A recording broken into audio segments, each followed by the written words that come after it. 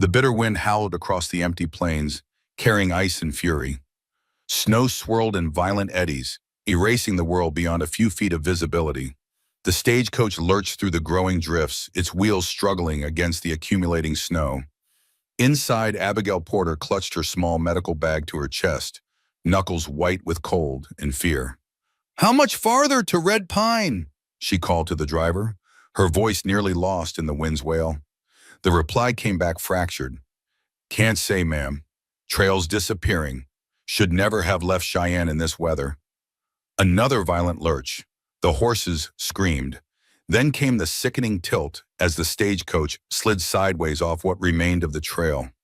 Abigail felt herself thrown against the door, then airborne as the coach toppled into a snow-filled gully. Pain blossomed across her temple. Darkness threatened at the edges of her vision. Through the broken window, snow poured in like something alive, hungry. She heard the driver calling to the horses, his voice growing fainter. Then nothing but the wind's mournful song. Abigail forced herself to move, fingers fumbling with her medical bag.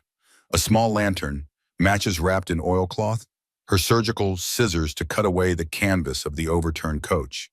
Blood trickled warm down her cheek as she worked, the cold numbing her fingers until they felt like wooden appendages belonging to someone else.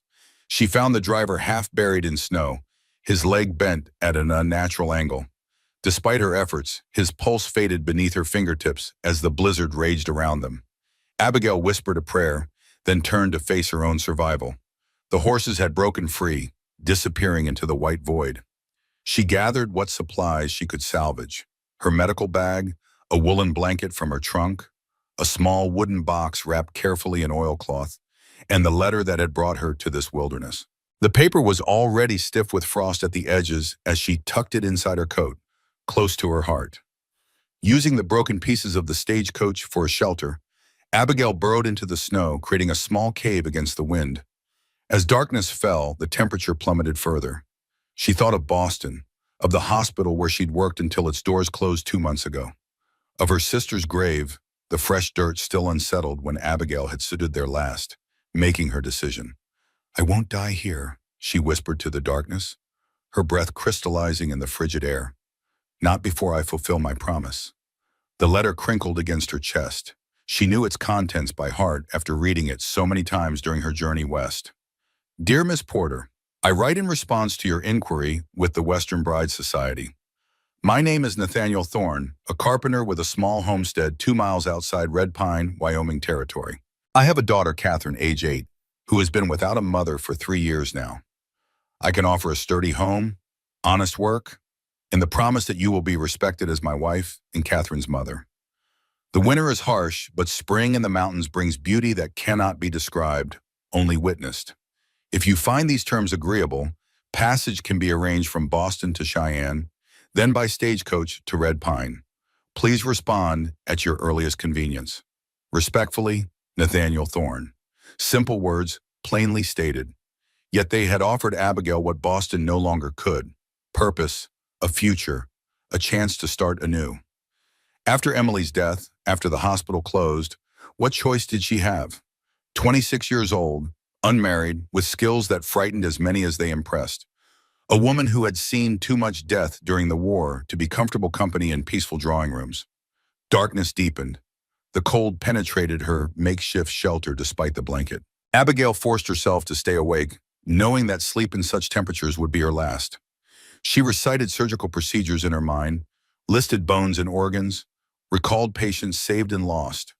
Anything to keep her mind active and blood flowing. Morning arrived with startling clarity. The blizzard had passed, leaving behind a transformed world of pristine white, silent and still. The sun reflected painfully off the snow as Abigail emerged from her shelter, disoriented and half frozen. She stood, knees trembling with cold and exhaustion. In every direction, nothing but white plains and distant dark smudges of pine forest. No sign of a road or trail. She had no idea which direction led to Red Pine. Clutching her medical bag and the small wooden box that contained her most precious possession, Abigail chose the direction where a thin line of forest seemed closest. Each step required deliberate concentration, her feet breaking through the crust of snow to sink shin deep. The morning age, the sun climbing higher without offering much warmth. Abigail's lips cracked and bled. Her breath came in painful gasps. The weight of her medical bag grew unbearable, yet she refused to abandon it. Just as her strength began to fail, she caught sight of a dark figure moving across the snow, a horse and rider, materializing like a mirage from between the trees. Abigail raised a hand, too exhausted to shout. For a terrible moment, she thought she'd gone unseen. Then the rider changed direction, heading straight toward her. The distance closed with agonizing slowness. Finally, the horse stood before her, steam rising from its nostrils. Its rider, a broad-shouldered man with a beard frosted white with ice, looked down at her from beneath a battered hat. "Lord Almighty," he said, dismounting with surprising grace for his size. "Where'd you come from, ma'am? Nothing's come through on the stage road since the storm hit." "The coach," Abigail managed, her voice a cracked whisper. "Overturned. Yesterday." "The driver." "Dead?" The man's face grew grim when she nodded. "I'm Thomas Wheeler, blacksmith in Red Pine. You're lucky I decided to check my trap lines this morning." Before Abigail could respond, her knees buckled. Thomas caught her with strong arms that smelled of smoke and iron. "Easy now, let's get you warmed up before you tell me the rest." He lifted her onto his horse, then mounted behind her, wrapping a thick buffalo hide around them both. "Red Pine's just beyond those trees. You'll be safe now, miss?" "Porter, man," she whispered, "and Abigail Porter." "Well, Miss Porter, you must have angels watching over you. Not many survive a night alone in a Wyoming blizzard." As the horse carried them toward the distant smudge of buildings, Abigail felt consciousness slipping. The last thing she remembered was clutching her small wooden box, ensuring it stayed secure within her coat. Damn. Red Pine, Wyoming Territory, in December of 1878, was little more than a scattering of wooden buildings huddled together against the wilderness.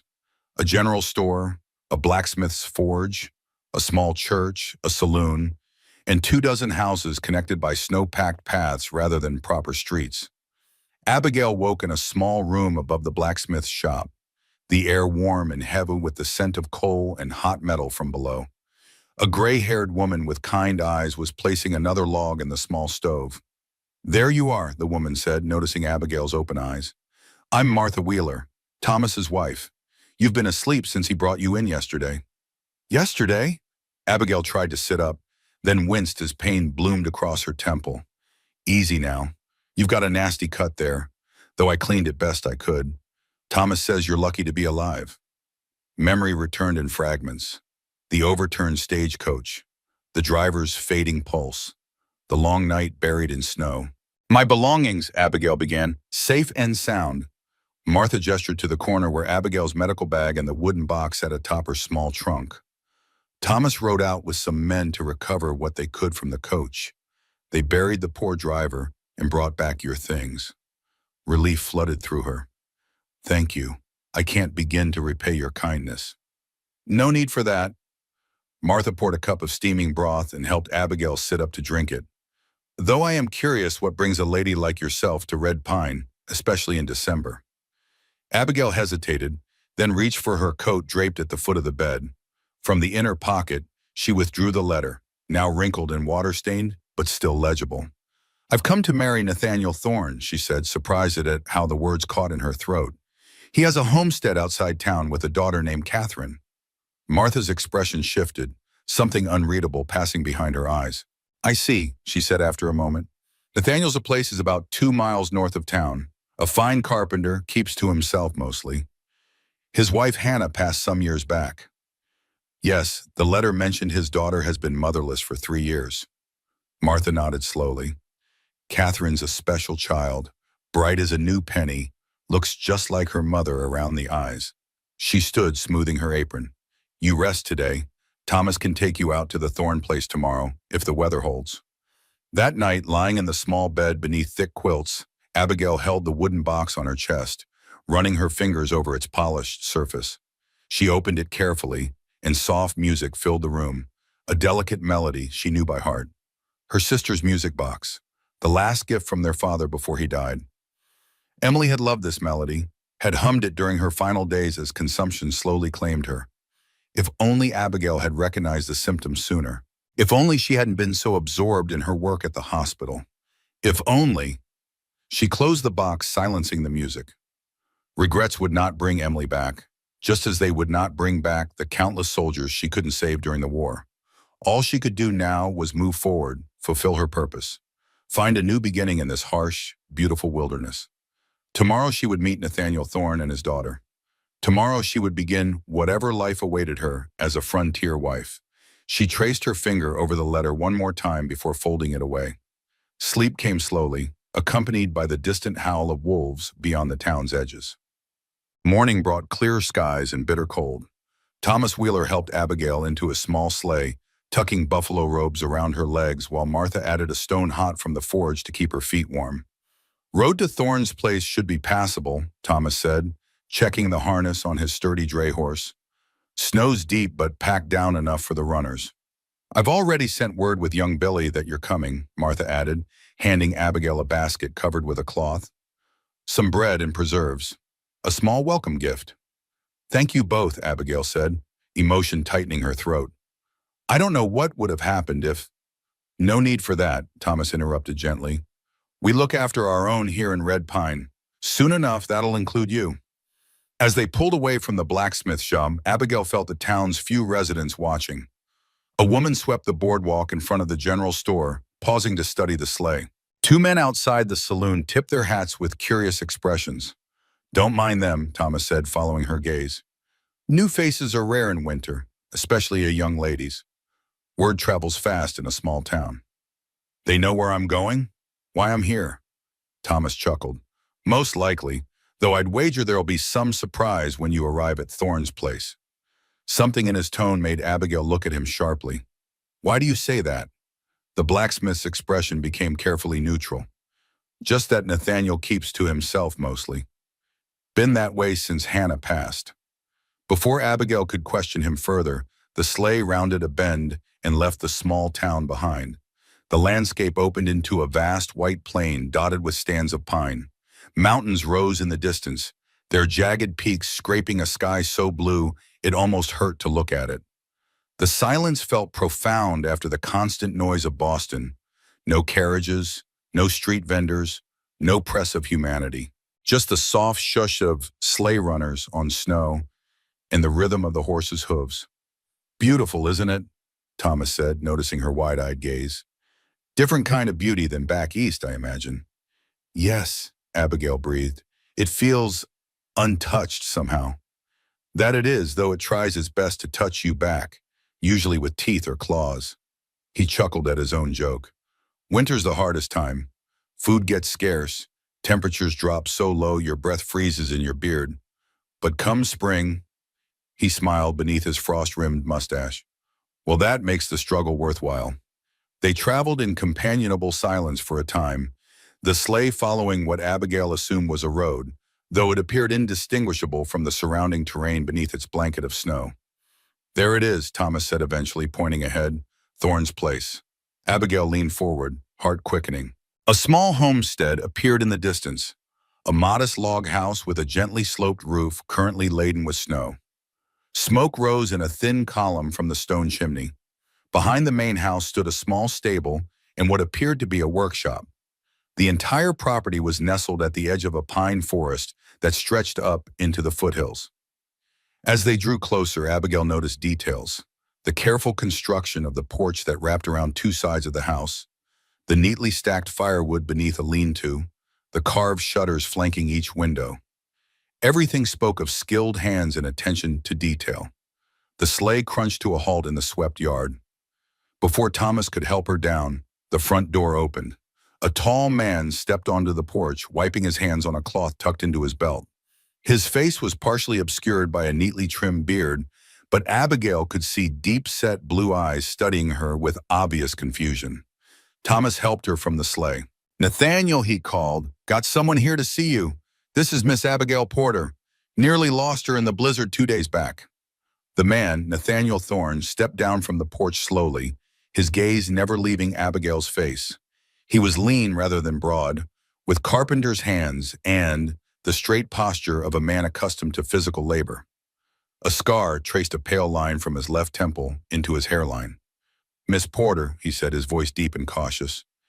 You've come from Boston, she supplied, suddenly aware of how she must look after her ordeal. She straightened her borrowed coat. In response to your letter. Nathaniel's brow furrowed. My letter? Before Abigail could respond, a small voice called from the doorway. Is she here? Is she the one? A girl of about 8 appeared on the porch, her dark hair in 2 short braids, cheeks flushed with excitement. She wore a simple woolen dress and knitted stockings, with a too large sweater that must have belonged to her father. Her eyes, the same deep blue as Nathaniel's, widened at the sight of Abigail. You came, she exclaimed, flying down the steps. You really came.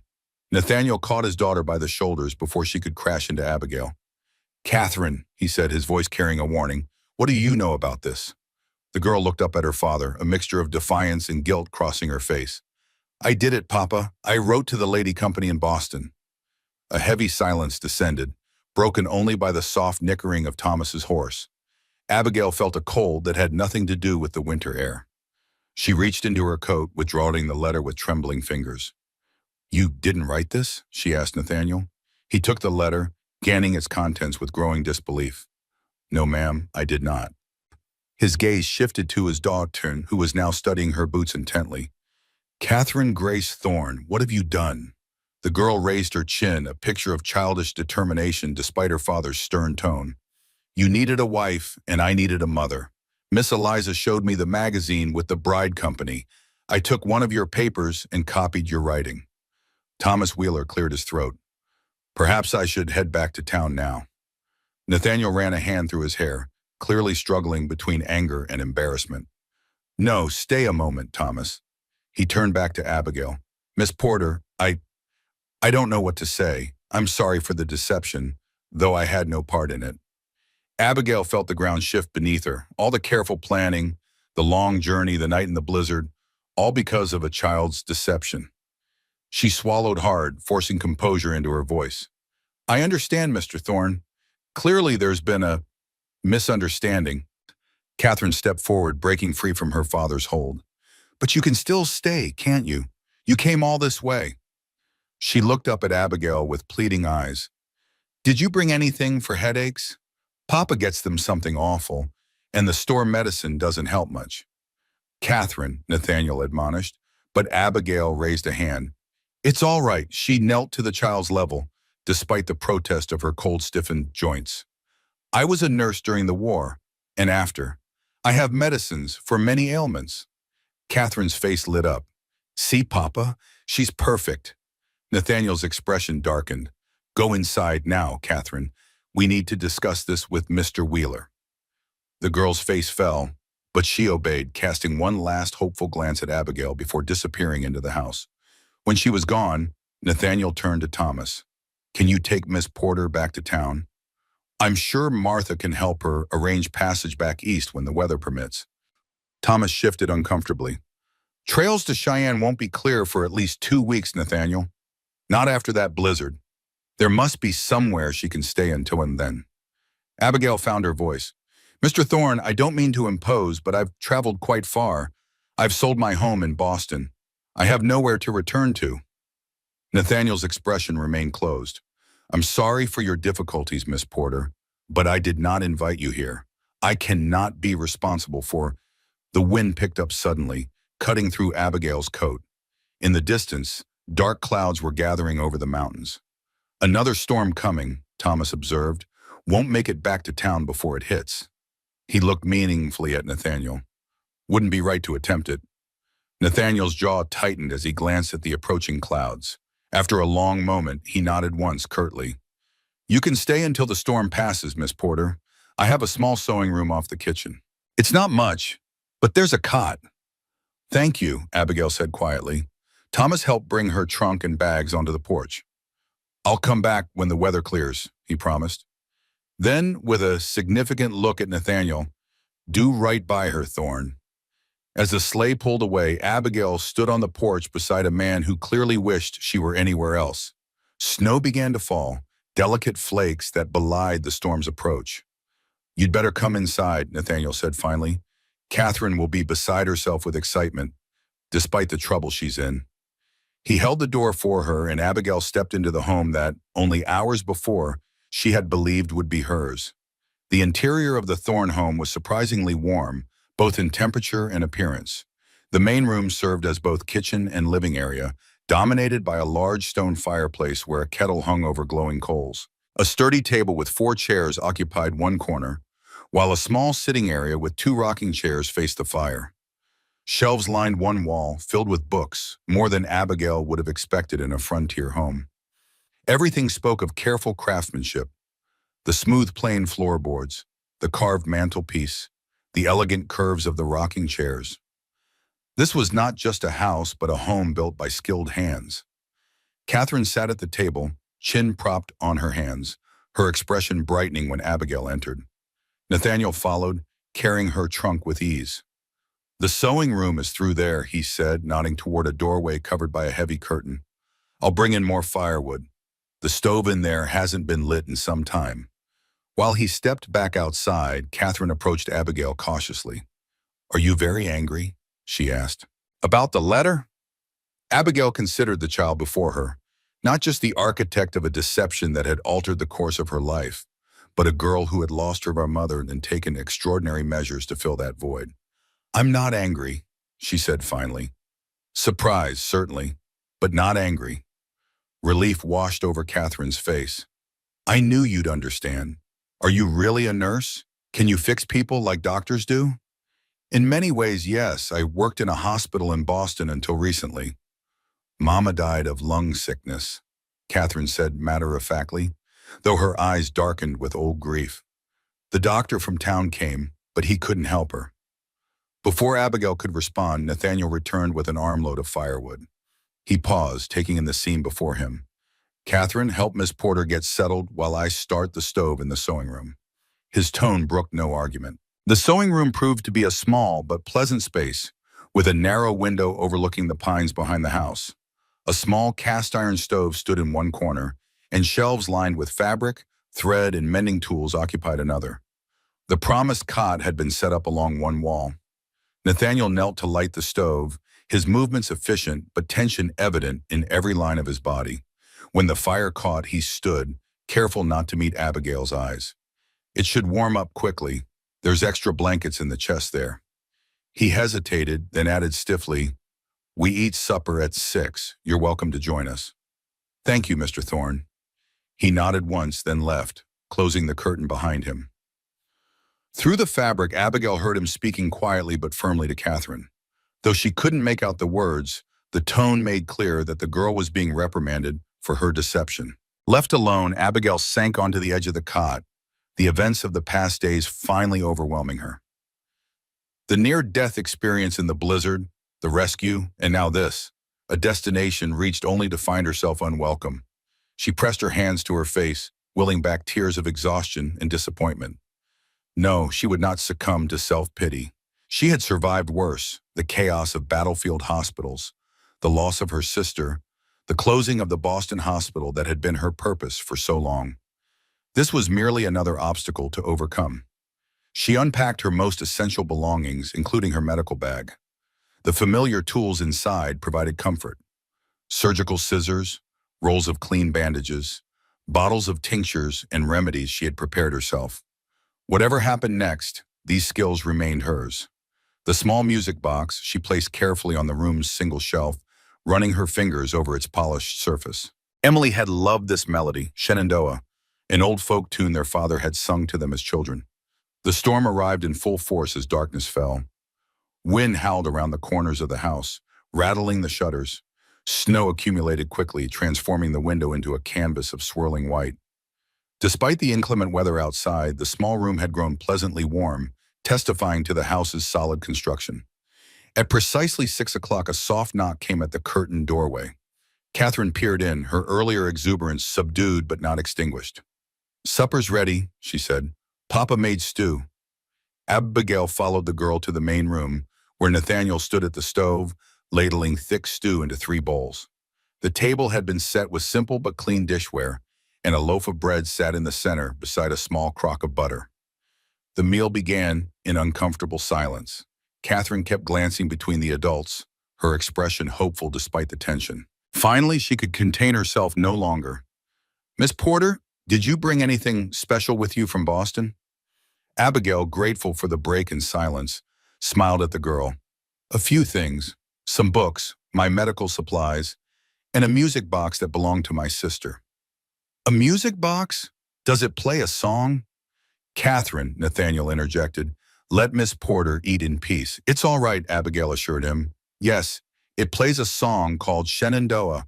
It's about a river back east. Catherine's eyes widened. Mama used to sing that, didn't she, Papa? A shadow passed over Nathaniel's face. Yes, he said quietly. She did. Sensing the shift in mood, Abigail changed the subject. This stew is excellent, Mr. Thorne. You're a skilled cook as well as a carpenter. Necessity teaches many skills, he replied, some of the stiffness leaving his shoulders. Though I'll admit cooking isn't my favorite. Papa made the table, Catherine volunteered, and the chairs, and the rocking chairs, and the shelves, and my bed. He can make anything from wood. For the first time, Abigail saw a flicker of pride break through Nathaniel's reserve. Not anything, Katie, but I manage well enough. Better than well enough from what I can see, Abigail said, looking around the room with genuine appreciation. Everything here shows remarkable craftsmanship. Nathaniel studied her for a moment, as if trying to determine whether her compliment was sincere. Whatever he saw in her face must have satisfied him, for he nodded slightly before returning his attention to his meal. After supper, Catherine helped clear the table, moving with the practiced efficiency of a child long accustomed to household duties. While Nathaniel washed the dishes, the girl brought out a small slate and chalk. Papa gives me lessons every evening, she explained to Abigail. I'm learning multiplication now. That's impressive, Abigail said, noting the math problems already written on the slate. When I was your age, I found multiplication quite challenging. Really? Catherine looked pleased. I like it. It's like puzzles. For the next hour, Abigail sat by the fire while Nathaniel guided his daughter through her lessons. Despite his reserved demeanor with Abigail, he showed remarkable patience with Catherine, explaining concepts clearly and offering praise for correct answers. The girl clearly adored her father, beaming at each word of encouragement. When the lessons concluded, Catherine yawned widely, prompting Nathaniel to announce bedtime. The girl protested only briefly before obediently retrieving her nightgown from a chest near the fireplace. I'll be in shortly to tuck you in, Nathaniel told her. Go on now. After Catherine disappeared through a door at the far end of the main room, an awkward silence descended. Nathaniel remained standing, one hand resting on the back of a chair, his expression unreadable. Mr. Thorne, Abigail began, feeling as she must address the situation. I want to apologize for the intrusion. I had no idea. There's no need, he interrupted, his tone not unkind but final. What's done is done. When the weather clears, we'll sort out your return journey. Yes, of course, she hesitated, then added, your daughter is remarkable, resourceful and bright. Something softened in his eyes. Too resourceful at times, it seems, though I can't blame her entirely. He sighed, running a hand through his hair. She misses her mother. I've tried to be enough, but no one person can be everything to a child, Abigail said gently. Not even the most devoted father. Nathaniel considered her words, then nodded once. Perhaps. In any case, I should see to her now. Good night, Miss Porter. Good night, Mr. Thorne. As he walked to his daughter's room, Abigail returned to her temporary quarters. The storm continued its assault, but inside the small sewing room, she felt an unexpected sense of peace. Whatever came next, she had survived the immediate crisis. She was warm, fed, and sheltered. No small blessing in this harsh wilderness. She prepared for bed, grateful for the woolen nightgown she'd packed. Just as she was about to extinguish the lamp, she heard a sound from the main room. The front door opening, letting in a brief howl of wind before closing again. Had Nathaniel gone out into the storm? Concerned, Abigail wrapped herself in a shawl and peered through the curtained doorway.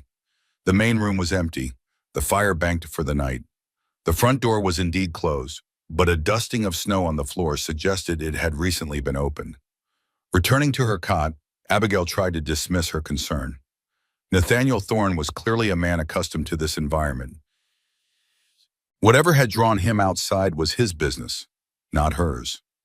Sleep came slowly, accompanied by the storm's wailing chorus. Abigail woke to darkness and a child's terrified screams. For a disorienting moment, she thought herself back in the hospital during the war, surrounded by wounded soldiers calling for their mothers. Then reality snapped into focus. The small sewing room, the dying embers in the stove, the continuing howl of the storm outside. And cutting through it all, Catherine's voice, "Mama, uh, Mama." Abigail was on her feet instantly, shawl pulled around her shoulders as she pushed through the curtained doorway. The main room was dark except for the faint glow of coals in the fireplace. Catherine's cries continued from behind the closed door of her bedroom. Hesitating only briefly, Abigail crossed to the door and opened it. Inside, Catherine thrashed beneath her quilt, eyes open but unseeing, clearly caught in the grip of a night terror. Of Nathaniel, there was no sign. "Catherine," Abigail called, approaching the bed. "Catherine, wake up! You're dreaming!" The girl continued to cry out, reaching for something unseen. Abigail sat on the edge of the bed and gently took her shoulders. "Catherine," she said more firmly, "it's just a dream. You're safe." The child's eyes focused suddenly, tears spilling down her flushed cheeks. "Miss Porter?" "Yes, I'm here. You were having a nightmare." Catherine threw herself into Abigail's arms with such force that it nearly knocked her backward. Small hands clutched at her nightgown as the girl sobbed against her chest. "She was coughing blood again," Catherine choked out. "Mama was coughing blood, and I couldn't help her." Abigail's heart constricted. She held the child close, rocking slightly. "It was just a dream, dear one. Just a dream." "But it wasn't," Catherine hiccuped. "It really happened, and then she was gone." Tuberculosis, Abigail thought, or pneumonia. Both took their victims with blood-tinged coughs in the final stages. "Where is your father?" she asked gently. "The workshop. He goes there when the headaches are bad." Understanding dawned. Nathaniel had gone to his workshop earlier, not for work, but to suffer in private. "I'll stay with you until you fall asleep again," Abigail promised, stroking Catherine's hair. "Would you like that?" The girl nodded against her shoulder, her tears gradually subsiding. Abigail continued to hold her, humming softly. After a few minutes, she remembered her music box. "Would you like to hear the song your mother used to sing? I have a music box that plays it." Catherine pulled back, wiping her eyes. "Yes, please." Abigail retrieved the box from the sewing room and wound the small key. When she opened the lid, the delicate melody of Shenandoah filled the bedroom. Catherine's eyes widened with wonder, fresh tears gathering, but of a different sort now. "It sounds just like when Mama sang it," she whispered. Abigail sat beside her again, and Catherine leaned against her side, watching the small box with rapt attention. When the song ended, Abigail wound it once more, and then again, until the girl's eyelids began to droop. "Lie down now," Abigail encouraged. "I'll stay right here." Catherine obeyed, allowing Abigail to tuck the quilt around her. "Will you tell me a story?" she asked sleepily. "About the stars?" "The stars?" "Mama said they were maps for lost people." Abigail smiled, stroking the girl's hair back from her forehead. Well, she was right about that. Sailors used stars to navigate across the ocean, and long ago, slaves escaping to freedom followed the North Star. "Like a map home," Catherine murmured, her eyes drifting closed. "Yes, like a map home." Abigail continued stroking her hair, weaving a quiet tale about stars guiding lost travelers until the child's breathing deepened into sleep. She remained seated on the edge of the bed, reluctant to leave in case the nightmares returned. The storm outside had lessened somewhat, the wind's howl reduced to a mournful moan. In that relative quiet, she heard the front door open and close. Nathaniel had returned from his workshop. Easing herself carefully from the bed to avoid waking Catherine, Abigail slipped out of the bedroom. In the main room, Nathaniel stood by the fireplace, adding logs to rebuild the fire. He turned at the sound of her footsteps, surprise evident in his face. "Miss Porter, I thought you'd be asleep." "Catherine had a nightmare," she explained. "She was calling for her mother." Concern replaced surprise. "Is she all right?" "She's sleeping now. The music box helped. It plays the song her mother used to sing." Nathaniel looked away, but not before Abigail caught the flash of pain in his eyes. "Thank you for going to her. I was—" He trailed off, one hand rising unconsciously to his temple where the scar disappeared into his hairline. "She said you get headaches," Abigail ventured. "I have some remedies that might help." He shook his head slightly. I've tried everything the general store sells. My remedies aren't from any general store, Mr. Thorne. I prepare them myself, based on what I learned during and after the war. She crossed to the sewing room and returned with her medical bag. Nathaniel watched warily as she set it on the table and opened it. Inside, neatly organized compartments held dozens of small bottles, packages of herbs, and medical instruments. This tincture, she said, selecting a dark glass bottle, contains willow bark for pain, feverfew to ease tension, and lavender for its calming properties. 2 drops in water at the first sign of a headache can prevent it from worsening. Nathaniel made no move to take the bottle. Why would you help me, after what my daughter's deception has cost you? Abigail met his gaze steadily. Because you're in pain, and alleviating suffering is what I was trained to do. Nothing more complicated than that. After a long moment, he accepted the bottle, turning it in his hands. Thank you. She nodded, returning the medical bag to her room. When she re-emerged, Nathaniel had moved to sit in one of the rocking chairs before the fire, his posture suggesting bone-deep weariness. You should get some rest, he said without looking at her. The storm will likely pass by morning, but the trails won't be clear for days yet. Catherine mentioned you're a carpenter, Abigail said, ignoring the dismissal. Your work is beautiful. He glanced up, surprise once again crossing his features. You can tell craftsmanship from wood? My father was a cabinet maker in Boston. Not as skilled as you, I think, but he taught me to appreciate well-made things. Something shifted in Nathaniel's expression. Not quite warmth, but a lessening of guardedness. I'm sorry about Catherine's deception. It wasn't fair to you.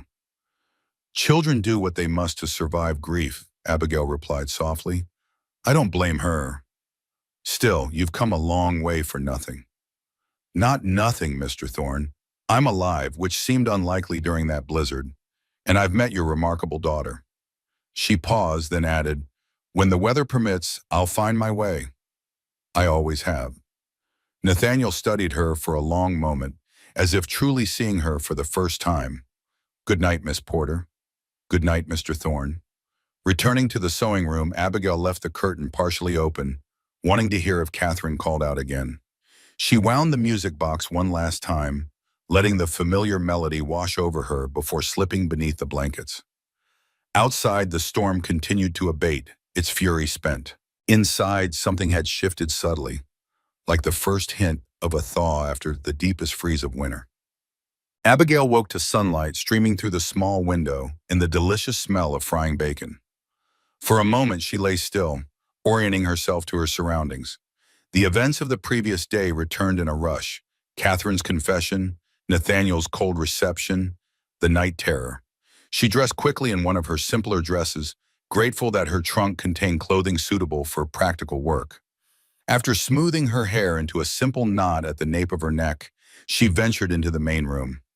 Catherine stood at the stove, carefully turning bacon in a cast-iron skillet. She wore a clean dress with a small apron, her hair neatly braided. Her face lit up when she saw Abigail. Good morning, I'm making breakfast. So I see, Abigail replied, smiling. It smells wonderful. Papa had to go check on the horses. He said the snow's almost up to the barn door. Catherine transferred the bacon to a plate already holding biscuits. We have coffee or tea. Which do you like better? Tea, please. While Catherine poured hot water into a mug, Abigail glanced around the room. In daylight, she noticed details missed the previous evening.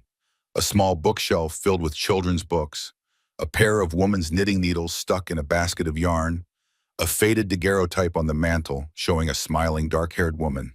Hannah Thorne, she presumed. Catherine's mother. Nathaniel's wife.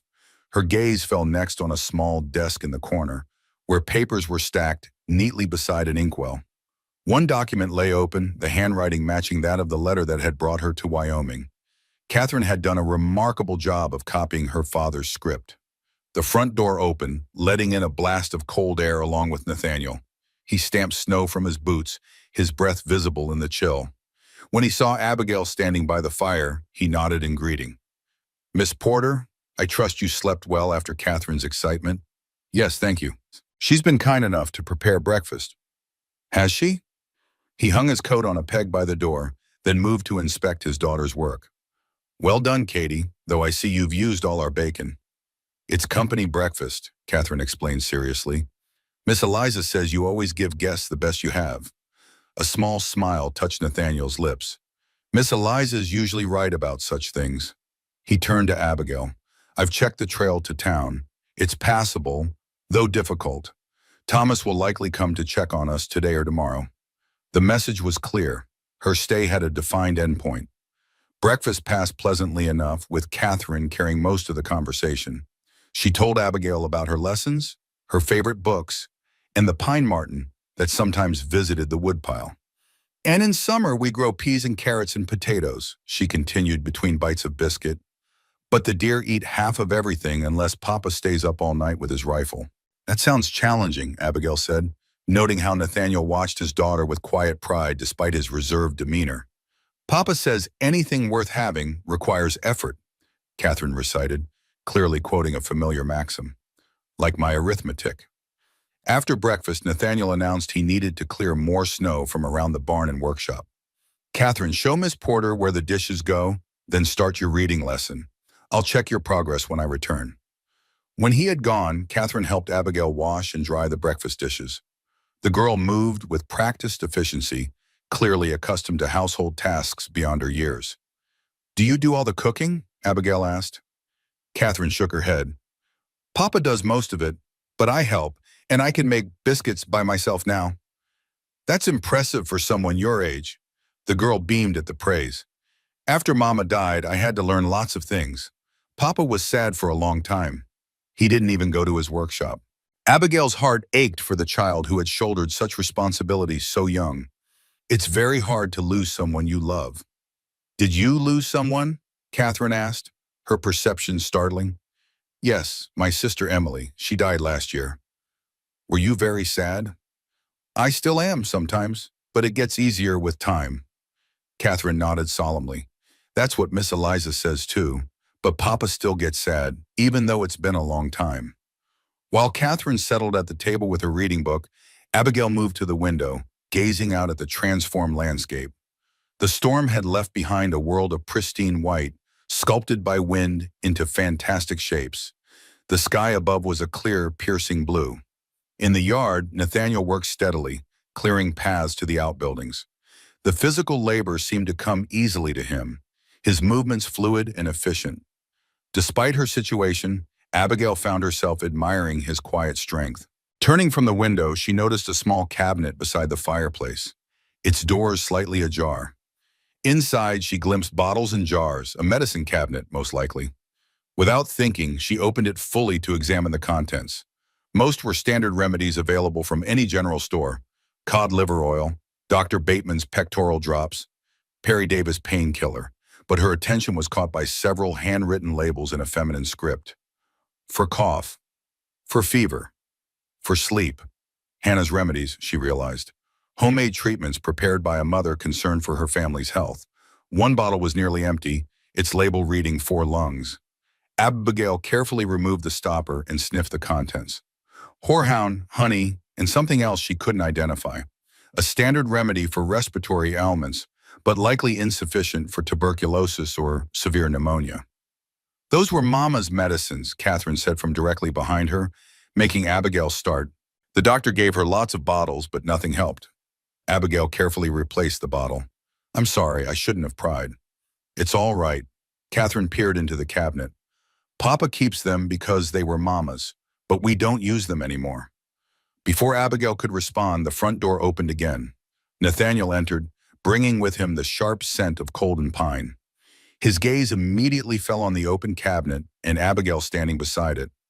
I see you found Hannah's remedies, he said, his tone neutral but a certain tension entering his frame. I apologize for the intrusion, Abigail said quickly. Professional curiosity got the better of me. He crossed to the cabinet and closed it gently. No need to apologize. They're just memories now. He turned to Catherine. How is your reading coming along?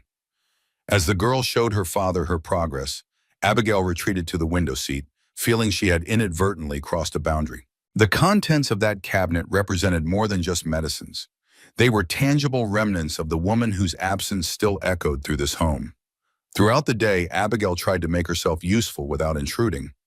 She offered to help with lunch preparation, assisted Catherine with hemming a handkerchief, and discreetly tidied the sewing room where she slept. In the afternoon, while Catherine napped and Nathaniel worked in his snow-cleared workshop, Abigail found herself drawn to the small desk in the corner.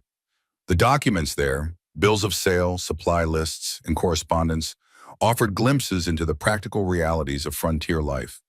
One folder labeled medical contained something unexpected: detailed instructions from a doctor in Cheyenne regarding the care of a patient with advanced pulmonary consumption, tuberculosis. The sheets were worn at the edges as if handled repeatedly. Notes in Nathaniel's handwriting covered the margins: times of medication, temperature readings, observations of symptoms, a record of Hannah's final illness, documented with painstaking precision. Abigail's throat tightened. These weren't just clinical notes. They were a husband's desperate efforts to save his wife, recording every detail in case it might make a difference. As a nurse who had treated countless tuberculosis patients during and after the war, she recognized the progression: the increasing frequency of hemoptysis, coughing blood, the fever patterns, the relentless weight loss. The final entry, dated 3 years prior, contained a single line: Hannah Thorne, beloved wife and mother, departed this life at 4:17 a.m. Abigail carefully returned the folder to its place, a new understanding dawning. Nathaniel's reserve wasn't merely the natural caution of a frontier man toward a stranger. It was the protective shell of someone who had watched, helpless, as his wife suffered a slow, agonizing death. A death that, with her medical training, Abigail might have eased, if not prevented.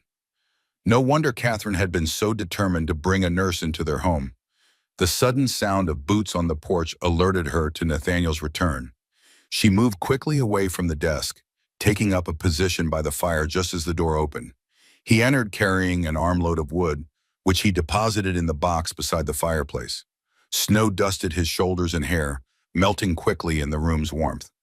"Thomas Wheeler rode by the edge of the property," he said without preamble. "The trail to town is clearing, but he doesn't advise travel yet. Another day, perhaps." "I understand," Abigail replied. Then, before she could reconsider, "Mr. Thorne, I saw the medical records on your desk. I want to say how sorry I am about your wife's illness."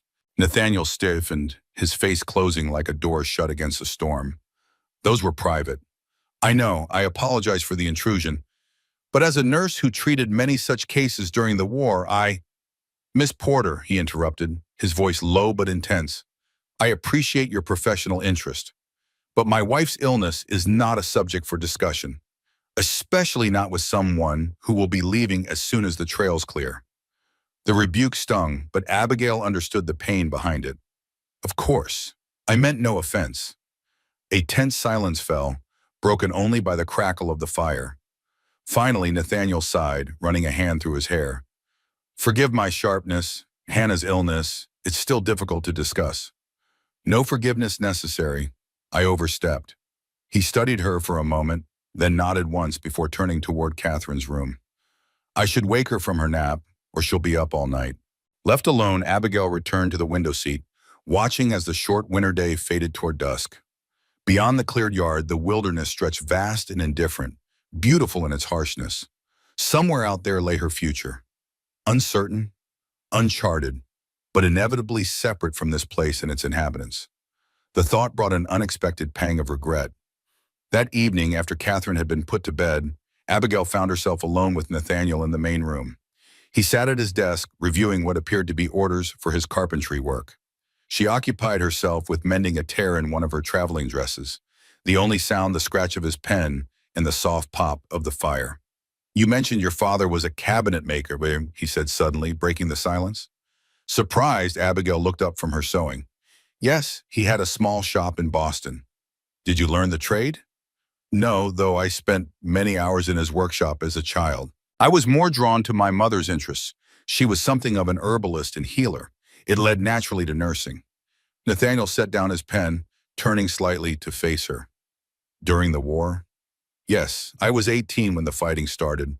My mother had died the year before, and my father allowed me to volunteer with the Sanitary Commission. Later, I worked in field hospitals closer to the front." "That must have been difficult for one so young." Abigail's hands stilled on her mending. It was, but it also purposeful. I knew I was making a difference, even in the midst of such suffering. Nathaniel nodded, his expression thoughtful. Purpose sustains us when nothing else can. Yes, exactly. She hesitated, then added, after the war, I continued nursing at Massachusetts General Hospital. It became my life's work. When the hospital reduced staff last autumn, it felt like losing part of myself. And then my daughter's letter arrived. Yes, it seemed providential, somehow. A new purpose when I most needed one.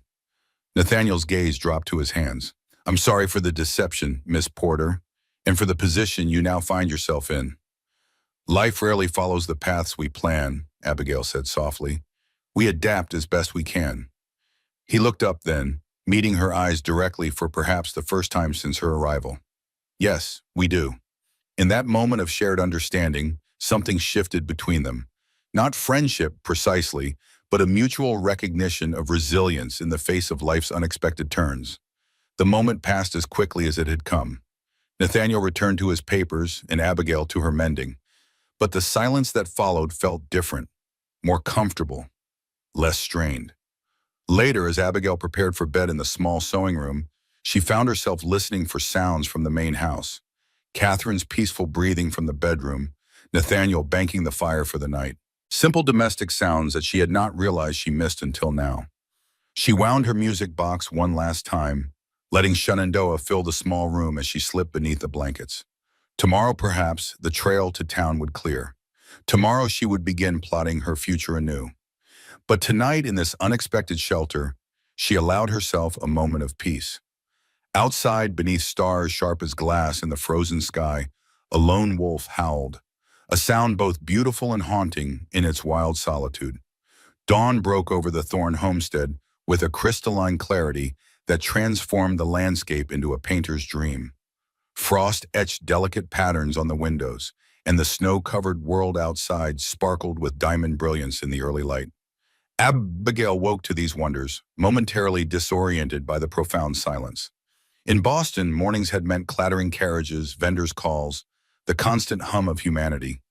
Here, the stillness felt almost sacred. She dressed quickly, the chill air motivating efficiency, and made her way to the main room. To her surprise, both Nathaniel and Catherine were already gone, though the fire had been built up and the coffee pot sat warming on the stove. A note in Nathaniel's precise handwriting lay on the table. Gone to check trap lines, Catherine helping, back mid-morning. Alone in the house, Abigail took the opportunity to truly observe her surroundings. The homestead spoke volumes about its inhabitants, Nathaniel's craftsmanship evident in every piece of furniture, Catherine's childish drawings carefully pinned to one wall, and Hannah's presence lingering in small touches like embroidered cushions and carefully preserved dried flowers in a vase on the mantel. In daylight, Abigail noticed a narrow staircase leading to what must be an attic space. Curiosity pulled her upward. The small attic proved to be Nathaniel's bedroom, Spartan but neat, with a handmade quilt on the bed and a small table holding a Bible and a daguerreotype of Hannah. A carpenter's sketchbook lay open, showing designs for what appeared to be a child-sized desk. Feeling like an intruder, Abigail quickly retreated downstairs. She busied herself tidying the already neat kitchen and preparing a simple stew for lunch, using dried vegetables and salted meat she found in the pantry. The familiar task centered her, providing purpose. Mid-morning brought the sound of voices and boots stomping snow from the porch. The door opened to admit Catherine, her cheeks flushed with cold and excitement, followed by Nathaniel carrying several rabbit carcasses. "Miss Porter," Catherine exclaimed, "we got 6 rabbits, and Papa let me check 2 traps myself." "That's wonderful," Abigail replied, smiling at the girl's enthusiasm. "I've started a stew for lunch, which would go nicely with fresh rabbit for supper." Nathaniel looked at the pot simmering on the stove, then at Abigail, surprise evident in his expression. "You didn't need to cook for us." "I wanted to make myself useful," she replied simply. "It's the least I can do for your hospitality." A flicker of something, perhaps appreciation, crossed his face before he nodded. "Thank you. I'll clean these outside." While Nathaniel dressed the rabbits at a work table behind the house, Catherine helped Abigail set the table for lunch. The girl chattered happily about their morning expedition, describing animal tracks they'd seen and how her father had taught her to identify them. Papa says if you know how to read the snow, it's like a storybook about all the animals, she explained. Even when you can't see them, you know they're there. Your father is very wise, Abigail said. That's an important lesson. Sometimes the most significant things are those we can't see directly. Catherine considered this with solemn intensity. Like Mama watching over us? The question caught Abigail off guard. Do you feel that she watches over you? The girl nodded. Papa says she's with the angels, but sometimes I feel her here, especially when the wind blows through the pine trees. It sounds like she's humming. Abigail's throat tightened with emotion. That's a beautiful thought, Catherine.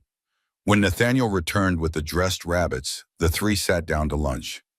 Catherine's morning adventures had given her a hearty appetite, and she ate with enthusiasm while continuing to share stories of their expedition. Nathaniel remained quiet but attentive, occasionally correcting details or adding context to his daughter's tales. The trail to town appears clear, he mentioned during a lull in conversation. Thomas will likely come by today or tomorrow. Abigail nodded, feeling a strange reluctance at the prospect of leaving. I'll be ready when he arrives. Where will you go? Catherine asked, her fork pausing halfway to her mouth. Will you go back to Boston? I don't know yet, Abigail admitted. My home there has been sold. Perhaps Cheyenne or even Denver. I hear they have need of experienced nurses. But that's so far away. The distress in Catherine's voice was palpable. Catherine, Nathaniel said gently, Miss Porter must make her own way. Remember what we discussed. The girl's shoulders slumped. Yes, Papa. After lunch, Nathaniel announced he needed to work in his shop to complete an order for the general store. Catherine, you have arithmetic to finish, he reminded her. Can Miss Porter help me instead of you? Catherine asked hopefully. She said she knows multiplication. Nathaniel hesitated, looking to Abigail. If Miss Porter doesn't mind. I'd be happy to, Abigail assured him. Once Nathaniel had gone to his workshop, Catherine fetched her slate and arithmetic book. They settled at the table, where Abigail discovered the girl was indeed quite advanced for her age. Your father must be an excellent teacher, she observed as Catherine worked through problems with surprising skill. He says numbers make sense even when nothing else does, Catherine replied, carefully writing out an equation. After Mama died, he taught me every night, even when he was very tired. As the afternoon progressed, Abigail found herself increasingly impressed by Catherine's intelligence and determination. The girl approached each problem methodically, rarely making careless errors and quickly grasping new concepts. When they finished the assigned work, Catherine showed Abigail her small bookshelf, proudly displaying favorites like Robinson Crusoe and Swiss Family Robinson. Papa reads to me every night, she explained, and I can read most of them myself now, except for the biggest words. You're quite accomplished for your age, Abigail told her sincerely. Catherine beamed at the praise. Mama taught me my letters before she got sick. She said education is the best gift a parent can give a child. The mention of Hannah led Catherine to retrieve a small album from a drawer. Inside were carefully preserved photographs and sketches.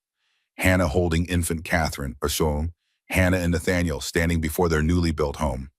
Hannah sitting at a spinning wheel, her dark hair cascading over one shoulder. She was beautiful, Abigail said softly. Papa says I have her eyes, Catherine replied, touching a photograph gently. Do you think so? Abigail studied the images, noting the resemblance between mother and daughter. The same almond-shaped eyes, the same determined set to the chin. Yes, I do see that. You have her smile as well. As she turned another page, Abigail froze. The woman in this photograph, standing beside a much younger Nathaniel, bore a striking resemblance to Emily, the same heart-shaped face, the same gentle eyes. For a disorienting moment, it was as if her sister had somehow found her way into this family album. Miss Porter? Catherine's voice broke through her shocked reverie. Are you all right? Yes, I'm fine, Abigail managed, turning the page quickly. Your mother's album is a wonderful treasure. They continued through the book, with Catherine providing commentary on each image. By the time they reached the final page, Abigail had composed herself, though the strange resemblance between Hannah and Emily lingered in her mind like an echo. Later, as the early winter dusk settled over the homestead, Nathaniel returned from his workshop carrying a small wooden object wrapped in a cloth. He seemed surprised to find Catherine and Abigail still at the table, surrounded by books and papers. "You've been at your studies all afternoon?" he asked his daughter. "Miss Porter knows all about fractions," Catherine exclaimed, "and she showed me how to divide big numbers the easy way." Nathaniel's gaze shifted to Abigail, a new respect evident. "You have a gift for teaching." "Catherine makes it easy," Abigail replied. "She's remarkably quick to understand new concepts." A hint of pride softened his features. "She takes after her mother in that."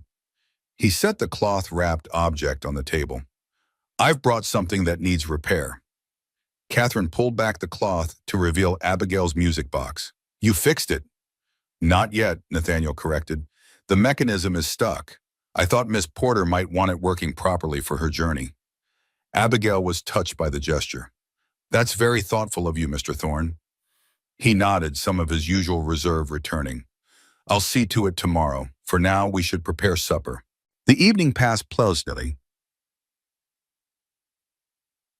with Abigail helping Nathaniel prepare the rabbit stew while Catherine set the table and fetched preserved vegetables from the root cellar.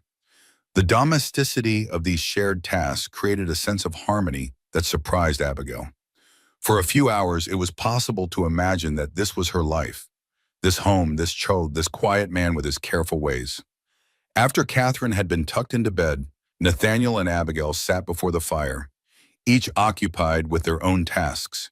He whittling what appeared to be a small animal figure, she mending a torn sleeve. "Thomas Wheeler's wife, Martha, mentioned you might find work in Cheyenne," Nathaniel said after a companionable silence. "The hospital there is expanding." "That's good to know," Abigail replied. "I hadn't considered Cheyenne specifically." "It's a growing city, rough in parts, but respectable enough for a woman of your standing."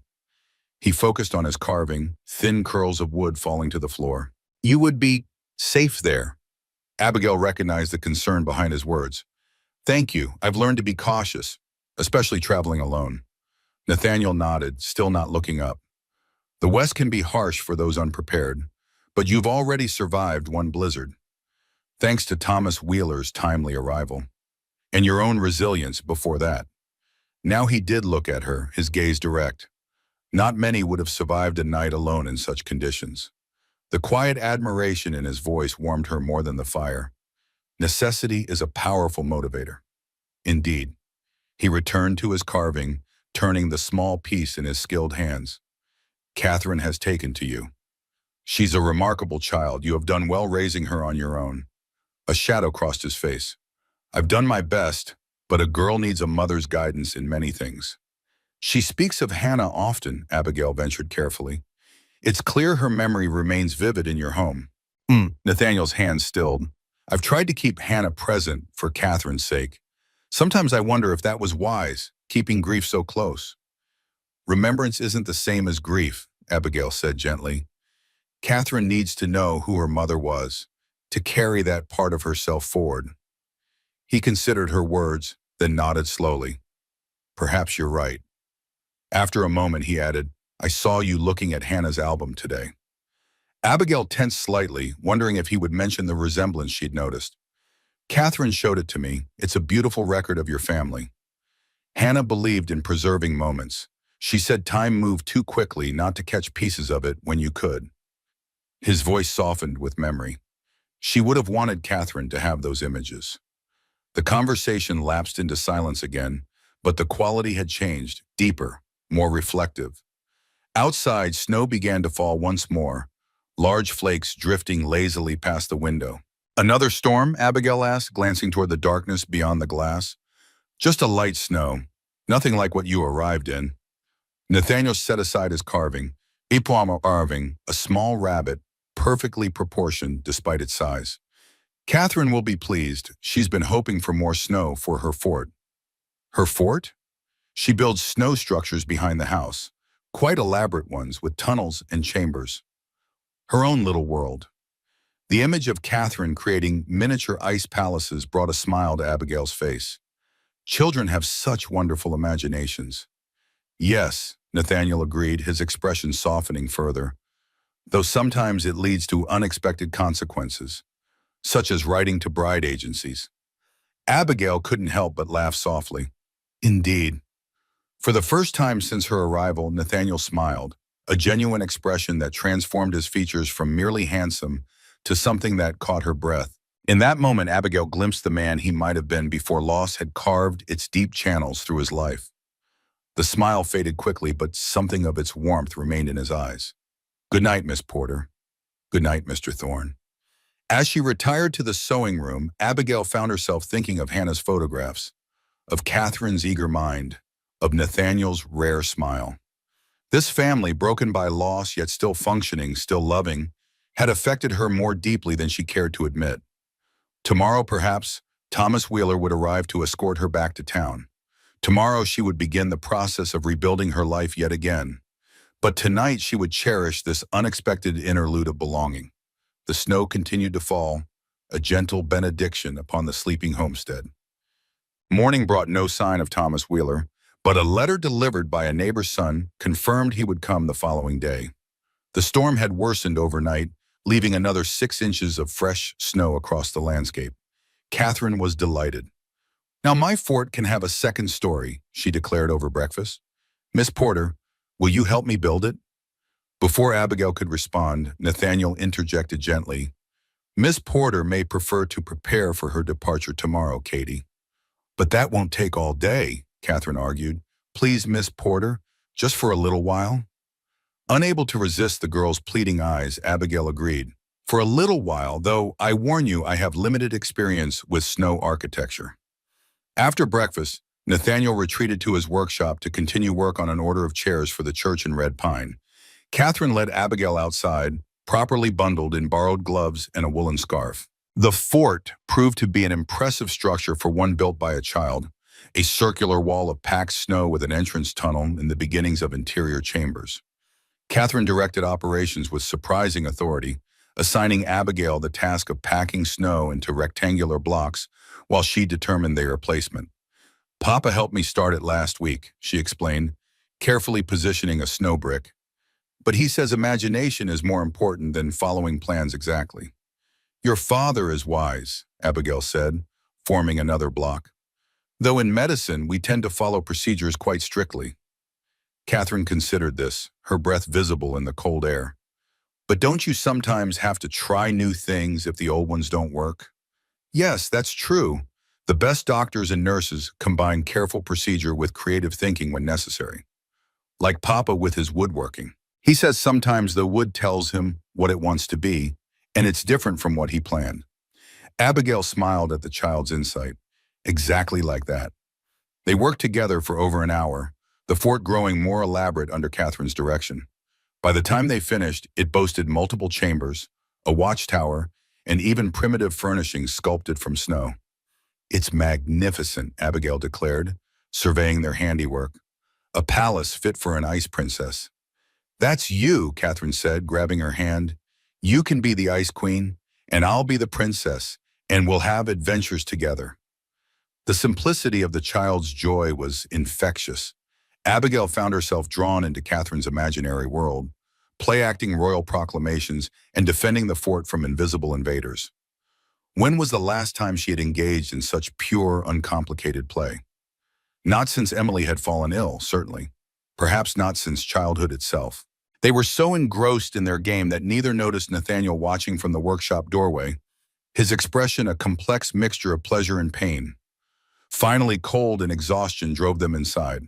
While Abigail helped Catherine out of her snow-crusted outer garments, Nathaniel built up the fire and set water to boil for hot chocolate. "A rare treat," Catherine informed her in an excited whisper. "Your fort has grown considerably," Nathaniel observed as they gathered at the table with steaming mugs. "I particularly admired the watchtower." "That was Miss Porter's idea," Catherine said proudly. "She said every proper castle needs a place to see enemies coming." "Did she now?" Nathaniel's gaze met Abigail's over his mug, a hint of amusement warming his blue eyes. "Practical as well as educational, it seems." Abigail felt her cheeks warm, and not from the hot chocolate.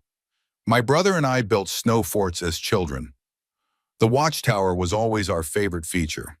"You have a brother?" Catherine asked. "Where is he now?" A familiar pang accompanied the question. "He died at Gettysburg during the war." Sympathy filled Catherine's expressive face. Like Papa's brother? The one who never came home? Nathaniel set down his mug with deliberate care. Catherine, that's enough questions for now. Why don't you fetch your slate? We'll work on your lessons while Miss Porter rests. The girl obeyed, though reluctantly. When she had gone to retrieve her school materials, Nathaniel turned to Abigail. I apologize. Catherine sometimes speaks without thinking. There's no need, Abigail assured him.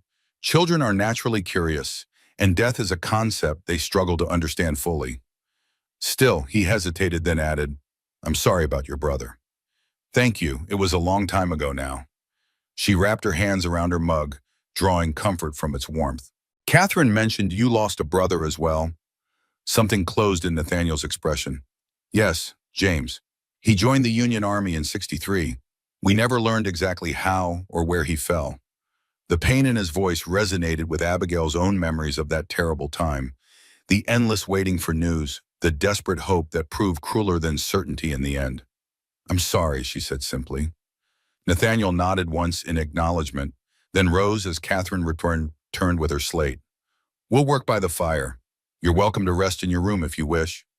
Abigail recognized the gentle dismissal. Whatever openness had briefly existed between them had closed again, shuttered by the mention of his brother.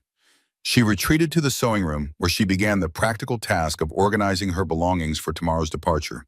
As she folded dresses and arranged medical supplies, Abigail found her thoughts returning to Catherine's innocent question. Something about it nagged at her, a connection just beyond her grasp. James Thorne, Nathaniel's brother, lost in the war. Her own brother, Edward, fallen at Gettysburg. Two families fractured by the same conflict, their paths somehow converging in this remote Wyoming homestead. And Hannah's strange resemblance to Emily in that photograph. Abigail shook her head, dismissing the fanciful direction of her thoughts. Coincidences existed. Not everything carried deeper meaning, despite humanity's endless search for patterns and chaos. That evening, after a simple supper of leftovers, Nathaniel surprised both Abigail and Catherine by producing the music box, now fully repaired. I fixed the mechanism this afternoon, he explained, handing it to Abigail. One of the gears had slipped out of alignment. Thank you, she said, genuinely touched by the gesture. This means a great deal to me. Can we hear it? Catherine asked eagerly. Abigail wound the small key and opened the lid. The familiar notes of Shenandoah filled the room, clear and perfect. Catherine closed her eyes, swaying slightly to the melody. Even Nathaniel seemed affected, his gaze distant as if seeing something, or someone no longer present. When the song ended, Catherine clapped her hands. It's beautiful. Play it again, please. Abigail complied, winding the key once more. This time, to her surprise, Catherine began to sing along, her childish voice adding lyrics to the instrumental melody. Oh, Shenandoah, I long to hear you, away, you rolling river. Oh, Shenandoah, I long to hear you. Away, I'm bound away. Cross the wide Missouri. The simple verses, delivered in Catherine's clear, sweet voice, brought unexpected tears to Abigail's eyes.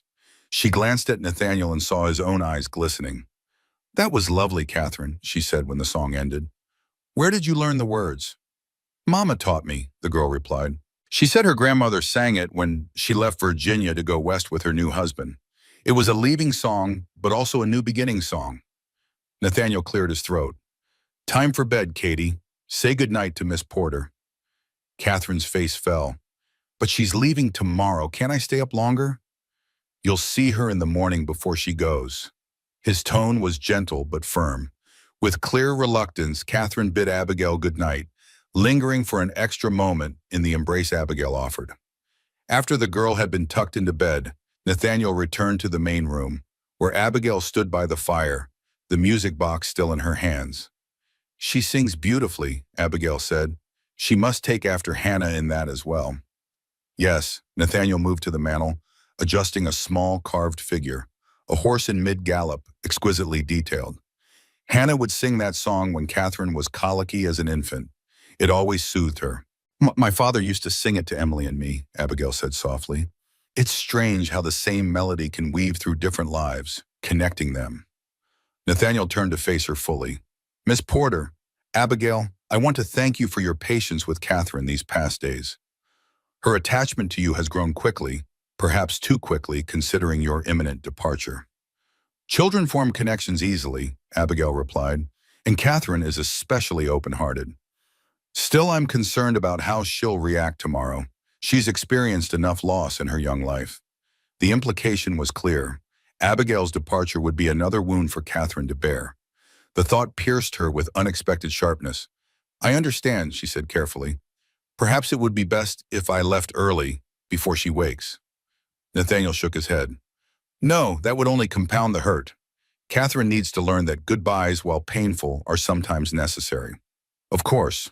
Abigail set the music box on the table, suddenly weary. Mr. Thorne, I want you to know how grateful I am for your hospitality, despite the unusual circumstances of my arrival. You've been a guest any host would value, he replied formally. Then with less reserve, Catherine was right about one thing, you know. You would have made an excellent wife and mother here. The simple statement, delivered without artifice or intent, caught Abigail unprepared. For a brief, vertiginous moment, she glimpsed an alternate life.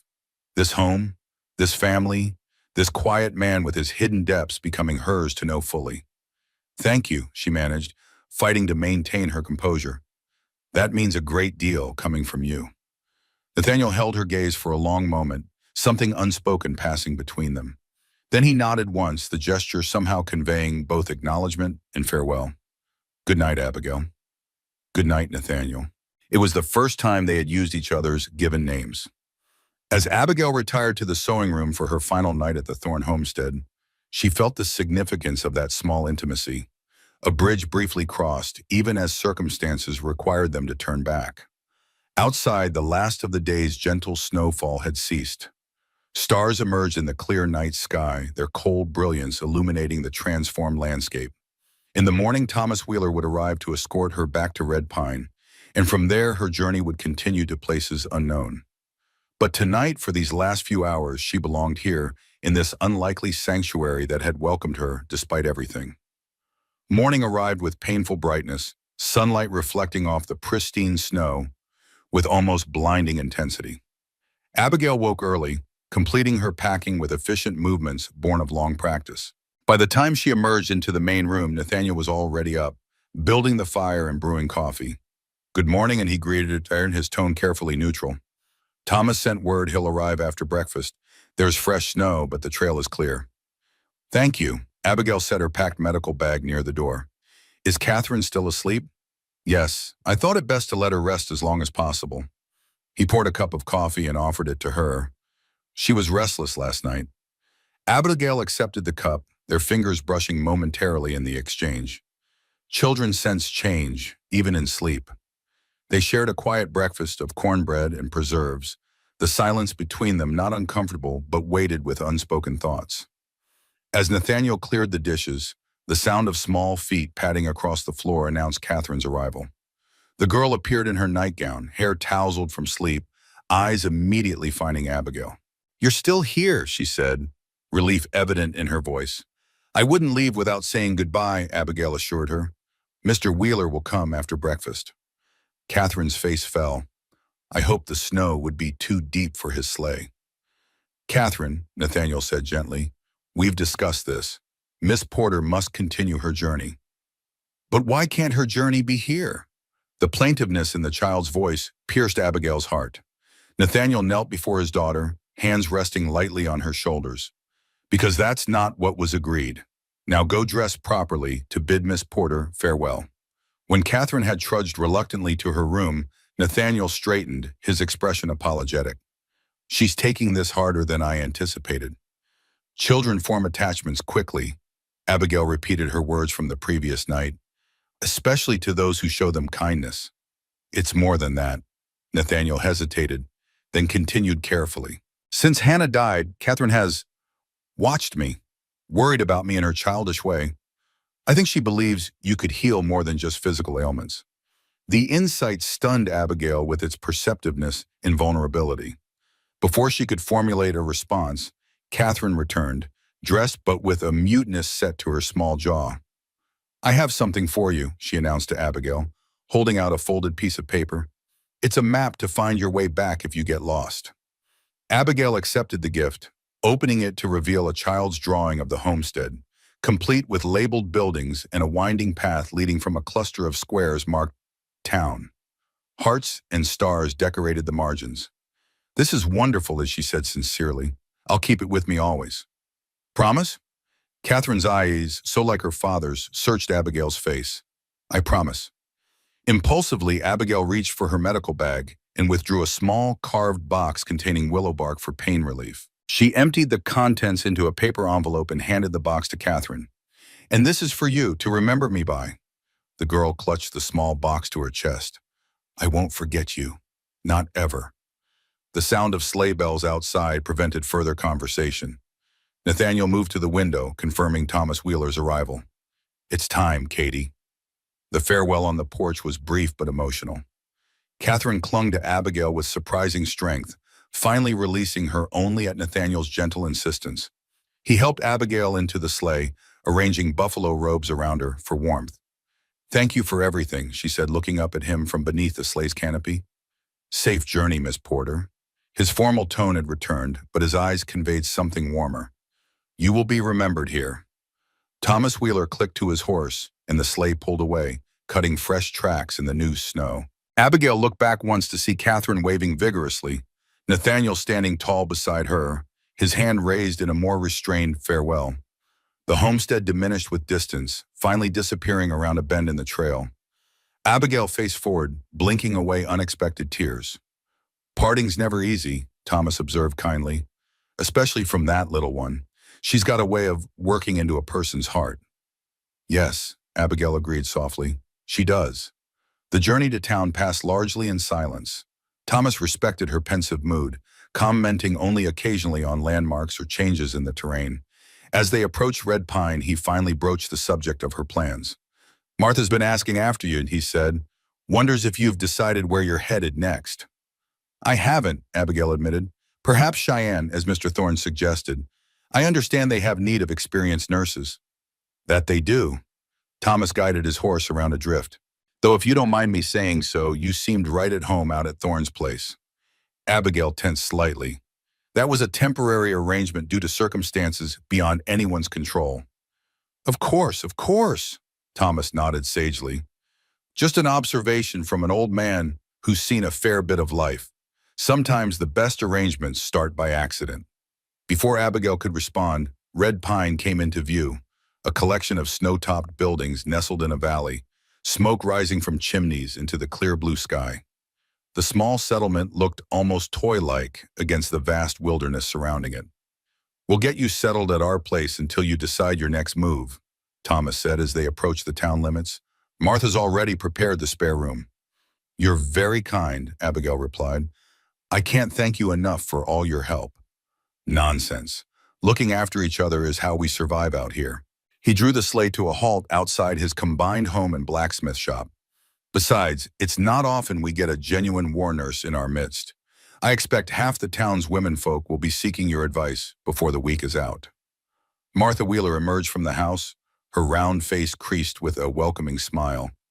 "There you are. Come inside, child. You must be half frozen." The Wheelers' home, situated above the blacksmith shop, was small but cozy.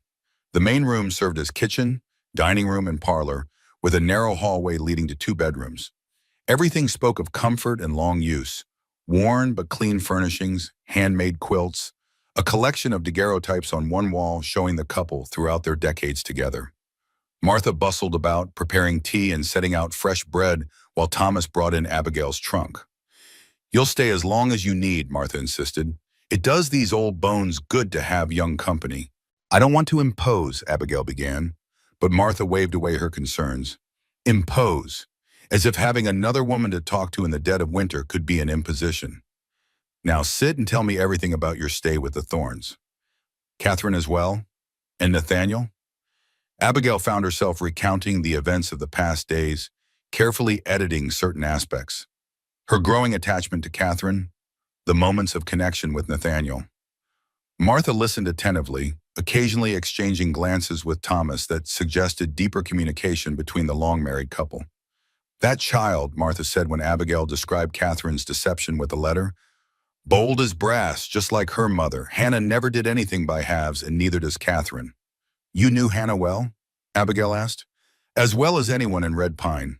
She came out here as a school teacher in '72, met Nathaniel at a town social, and that was that. Married within 2 months. Martha sighed. She was a force of nature, Hannah was. When the consumption took her, it was like the light went out in Nathaniel. He seems devoted to Catherine, Abigail observed. Oh, he is. That child is his world now. Martha poured more tea. But a man needs more than just fatherhood to make a life whole. Thomas cleared his throat meaningfully, and Martha fell silent, though her expression remained pointed. After a moment, she changed the subject to more practical matters. The stage to Cheyenne runs every Tuesday, weather permitting. That gives you 5 days to rest and consider your options. In the meantime, I've already had word from Eliza Montgomery that her youngest has a nasty cough. She'd value your opinion if you're willing. Abigail recognized the offer for what it was, a chance to feel useful, to practice her healing skills again. Of course, I'd be happy to help. The next few days passed in a blur of activity. Word of Abigail's medical expertise spread quickly through the small community. She found herself visiting various homes, treating everything from winter coughs to a case of frostbite suffered by a trapper who'd stayed too long on his lines. The people of Red Pine were grateful for her skills, offering payment in the form of meals, handcrafted items, or promises of future services. In the evenings, she returned to the Wheelers' home, often sharing supper with various townspeople who stopped by, ostensibly to visit Thomas and Martha, but clearly curious about the newcomer in their midst. Abigail found herself warming to these frontier people, direct in speech, generous in spirit, and remarkably resilient in the face of hardship. Yet despite the welcome and sense of purpose she found in Red Pine, thoughts of the Thorne homestead lingered. Had Catherine's cough improved with the syrup Abigail had left? Was Nathaniel finding time for his woodworking between winter chores? The questions arose unbidden, especially in the quiet hours before sleep. On her third day in town, while organizing her belongings, Abigail discovered her music box had stopped working again. The delicate mechanism seemed more severely damaged than Nathaniel had realized. Disappointed, she set it aside, planning to ask Thomas if he knew of anyone with the skills to repair it properly. That evening, a heavy snowfall kept supper guests away. Abigail found herself alone with the Wheelers, enjoying the comfortable domesticity of their long partnership. After the meal, while Martha mended by the fire, Thomas examined the music box at Abigail's request. Fine craftsmanship, he observed, turning it in his weathered hands. European, I'd guess, but this is beyond my skills to fix. You need someone with a jeweler's touch. He handed it back. Nathaniel might manage it, though. He has remarkable skill with small mechanisms. I couldn't impose further, Abigail said quickly. Perhaps in Cheyenne. Martha looked up from her mending. You're still planning to leave on Tuesday, then? The question gave Abigail pause. Was she? The stagecoach would come, offering passage to Cheyenne and whatever opportunities awaited there. Yet the thought brought no excitement, only a hollow uncertainty. I suppose I am, she said finally, though I've been welcomed so warmly here in Red Pine. Martha and Thomas exchanged another of their meaningful glances. Then Martha set aside her sewing and leaned forward. Child, may I speak plainly? Without waiting for a response, she continued, You've got the look of someone who's found something worth keeping, but isn't sure she has the right to claim it. Abigail felt heat rise to her cheeks. I don't know what you mean. I think you do. Martha's tone was kind but direct. I've seen how you talk about Catherine, like she's already wormed her way into your heart. And when you mention Nathaniel, there's something in your eyes that speaks volumes. Martha, Thomas cautioned, but his wife pressed on. Life's too short for misplaced pride or fear, especially out here. If there's a chance for happiness, no matter how it came about, only a fool would turn away from it. Abigail struggled to find words. Mr. Thorne has made no indication that he wishes me to stay. Quite the opposite. He was clear about arranging my departure. Nathaniel Thorne is a proud man who's known great loss, Martha replied. He won't risk his heart or his daughters without certainty. But that doesn't mean he wouldn't welcome the risk being taken for him. Before Abigail could respond to this startling assessment, a knock came at the door. Thomas rose to answer it, admitting a snow-covered figure who proved to be Eliza Montgomery. "Forgive the late hour," she said, unwrapping her scarf, "but Johnny's cough has worsened, and he's burning with fever now. Could Miss Porter come?" Abigail was already reaching for her medical bag. "Of course. Let me gather a few supplies." The medical emergency provided a welcome reprieve from Martha's uncomfortable insights. Abigail spent much of the night at the Montgomery home, treating young Johnny's respiratory infection with poultices and steam treatments. By dawn, his fever had broken, and his breathing had eased significantly. Exhausted but satisfied, Abigail returned to the Wheelers' home just as Martha was preparing breakfast. The older woman took one look at her and insisted she rest. "You've been up all night saving that boy," she said, steering Abigail toward a chair. "Eliza sent word an hour ago that he's much improved, thanks to you."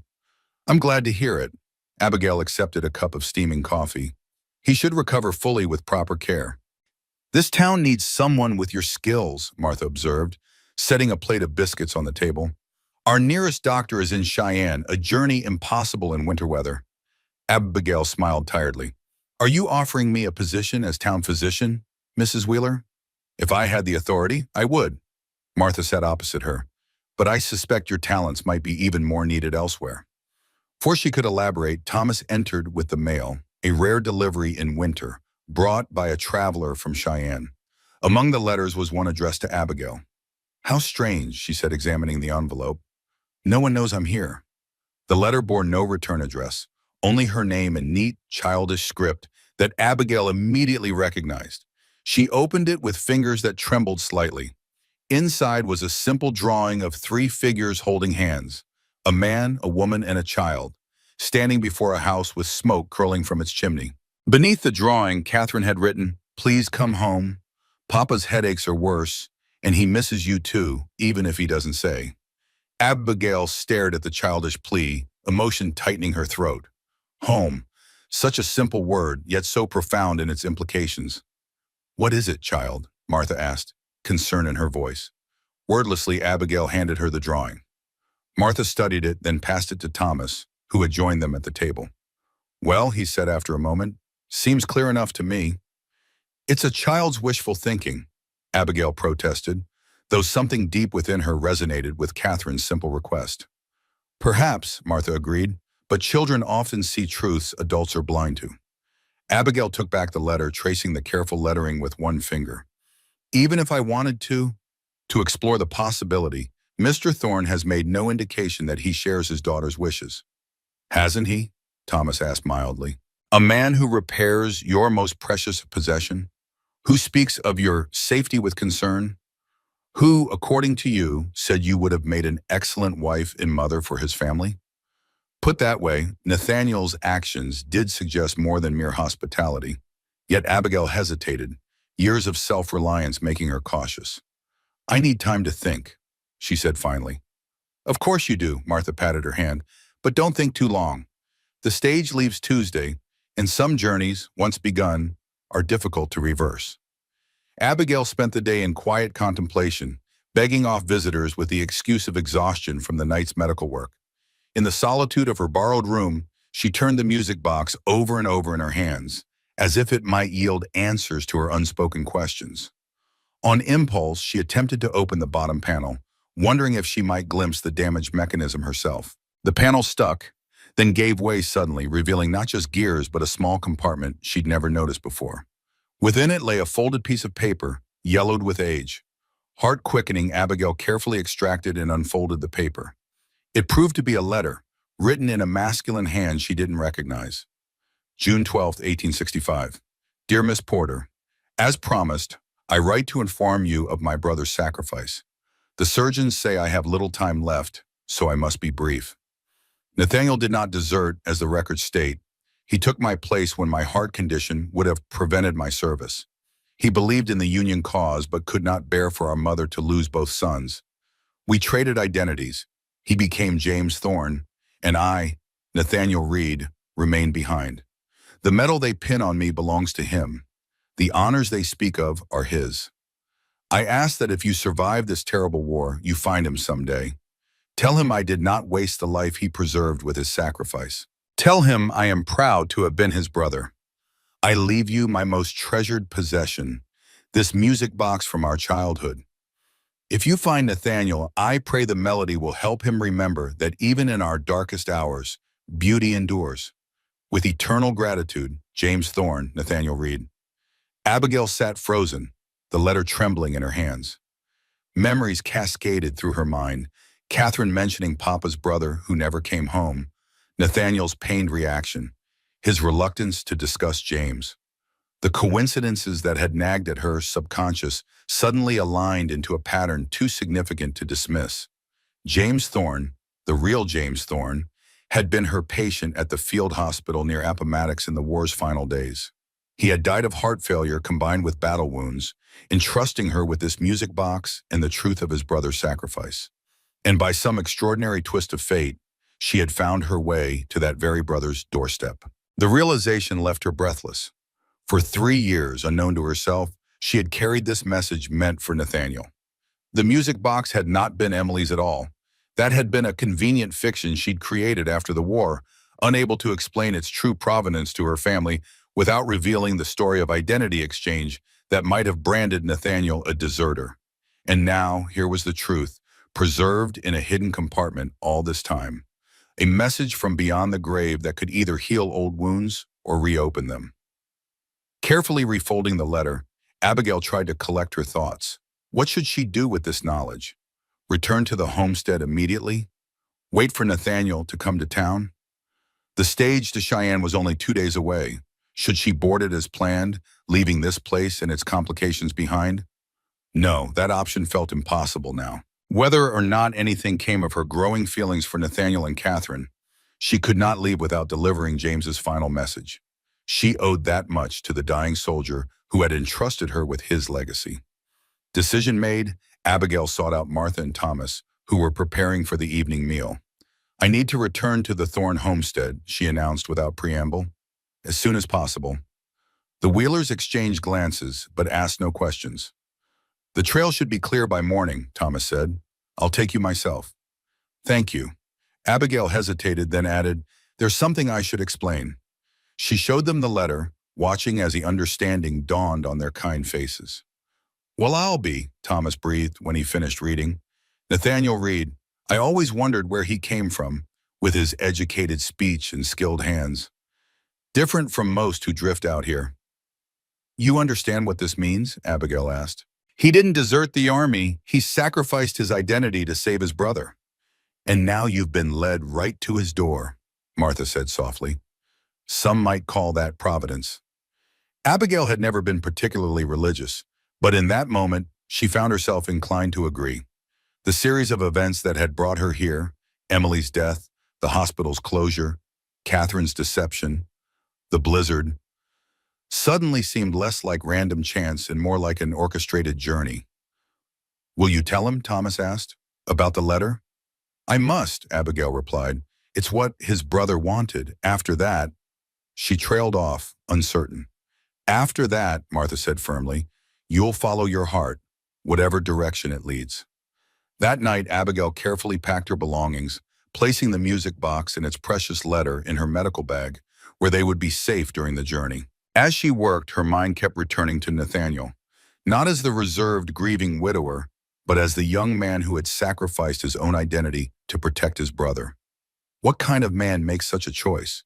The same kind, she realized, who would raise his daughter with such care, who would craft beauty from raw wood, who would help a stranger despite his own reservations. A man worth knowing, worth caring for, perhaps even worth loving. The thought both terrified and exhilarated her. For years, she had defined herself by her independence, her professional skills, her ability to stand alone. The possibility of linking her life to another's, to become part of a family rather than simply herself, represented a profound shift in how she viewed her future. Yet as she lay in bed that final night in the Wheelers' home, listening to the wind whisper around the eaves, Abigail found herself not fearful, but strangely at peace. Whatever tomorrow brought, she would face it with the same courage that had carried her through war hospitals, personal loss, and blizzards. Some journeys, once begun, cannot be reversed. But perhaps, she thought as sleep finally claimed her, This particular journey had been leading her home all along. Dawn broke clear and cold over red pine, the rising sun painting the snow-covered landscape in shades of rose and gold. Thomas Wheeler prepared the sleigh while Martha packed provisions for the journey, fresh bread, dried meat, and a stone heated in the fire to keep Abigail's feet warm. "The trail should be good after yesterday's sun," Thomas said as he helped Abigail into the sleigh. "We'll reach Thorne's place by mid-morning." Martha tucked the buffalo robe around Abigail's legs. "Remember what I said, child. Follow your heart." With a jingle of bells and a flick of the reins, they set off, leaving the small settlement behind. Abigail's emotions wavered between anticipation and anxiety. What would Nathaniel's reaction be to the letter? To her return? She had rehearsed various approaches in her mind, but none seemed adequate to the complexity of the situation. The journey passed more quickly than she expected.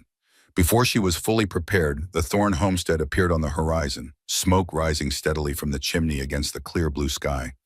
As they drew nearer, Abigail noticed something unexpected.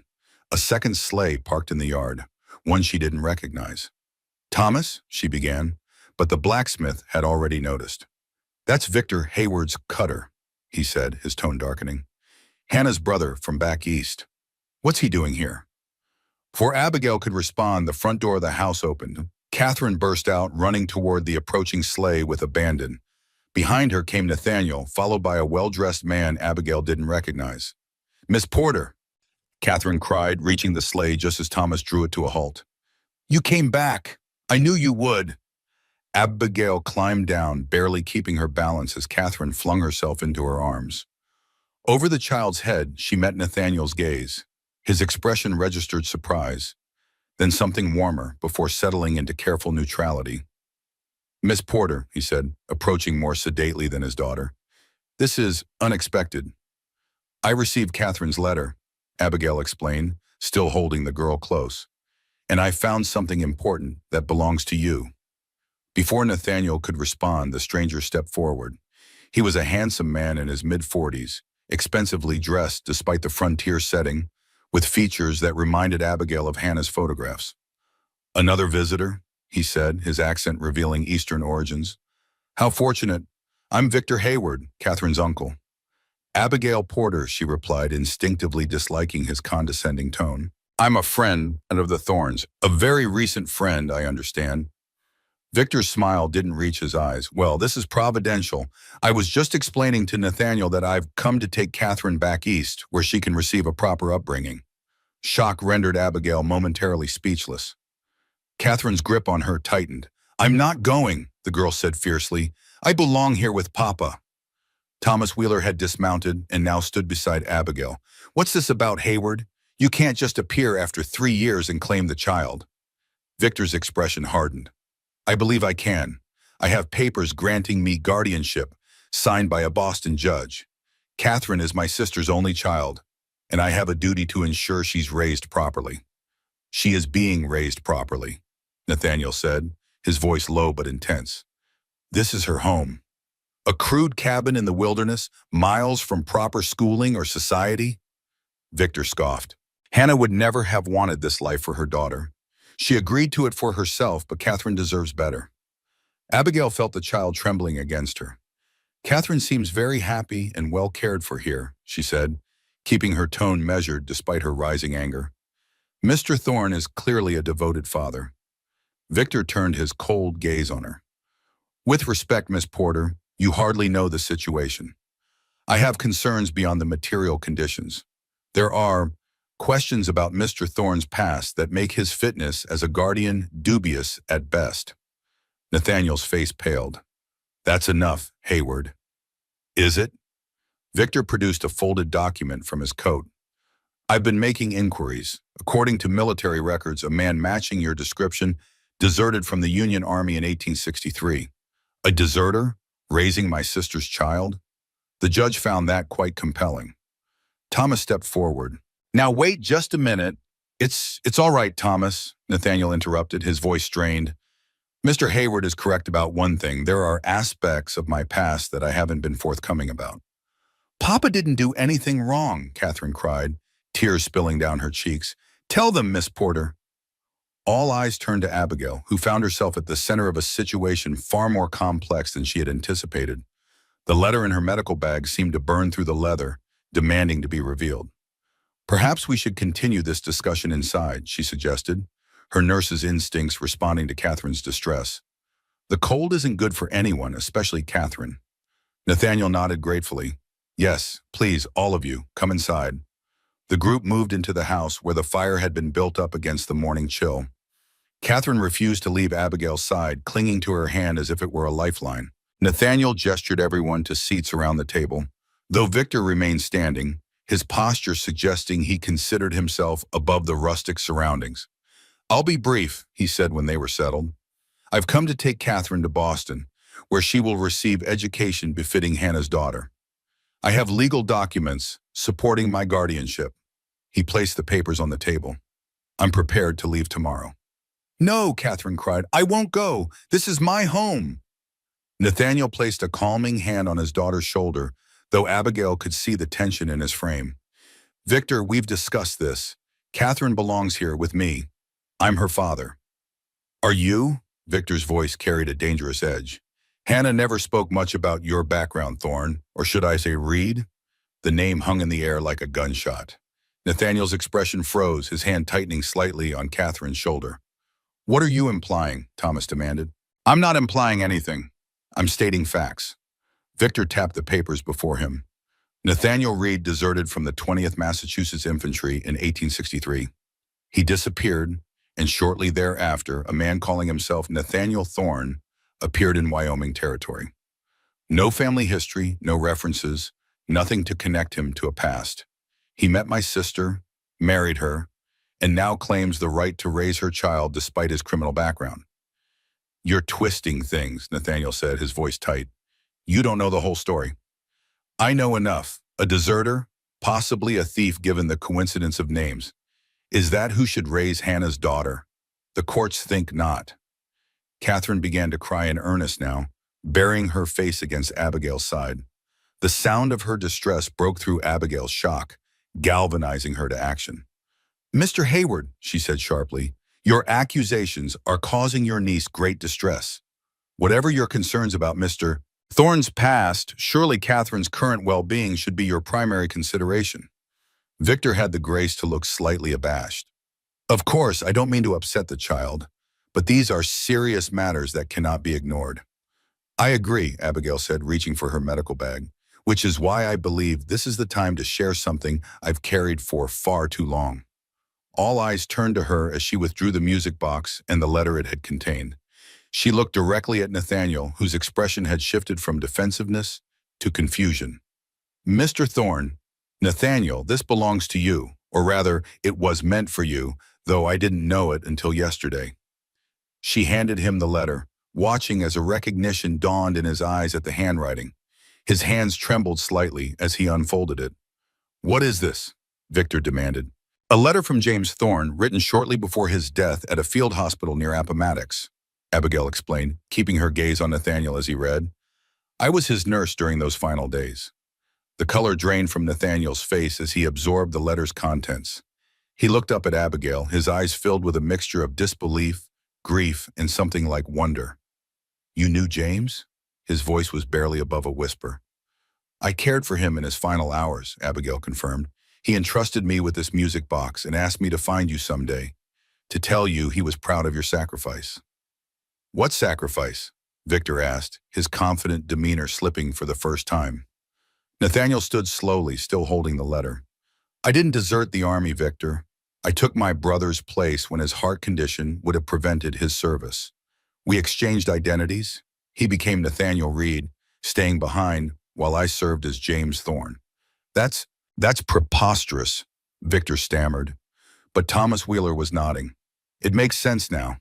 The way you never speak of your time before Red Pine, the nightmares Catherine mentioned, the headaches from that old wound."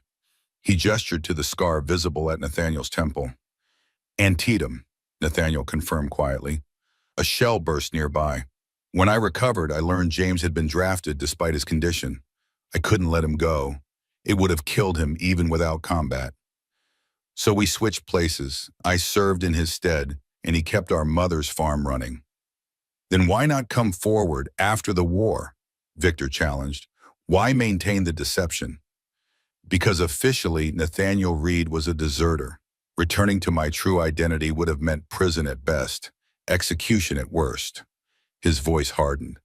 I chose to remain James Thorne, to honor my brother's memory. When I met Hannah, I told her everything. She understood the necessity of secrecy.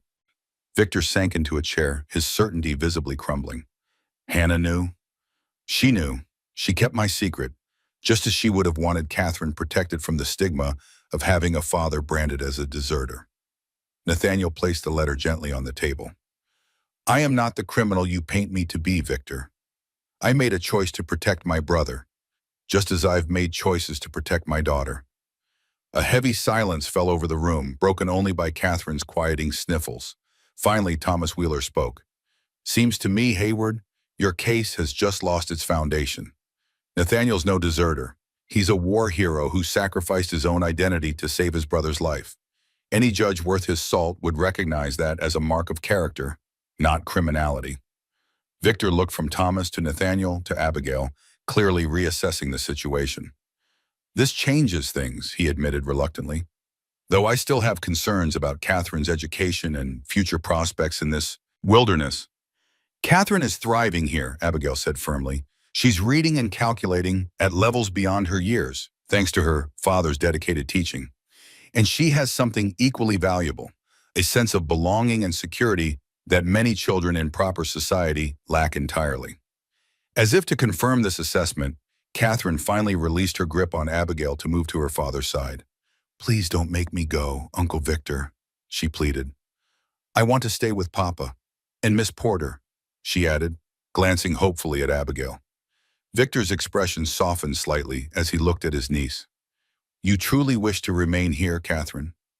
Even knowing you could have fine dresses, proper schooling, companions your own age.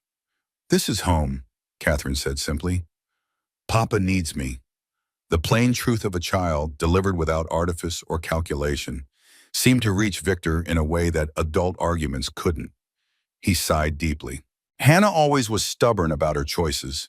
It seems her daughter has inherited that trait. He gathered his papers, tapping them into a neat stack. I will need to reconsider my position. Relief washed over Nathaniel's face. Thank you, Victor. I know your concern for Catherine comes from love for Hannah.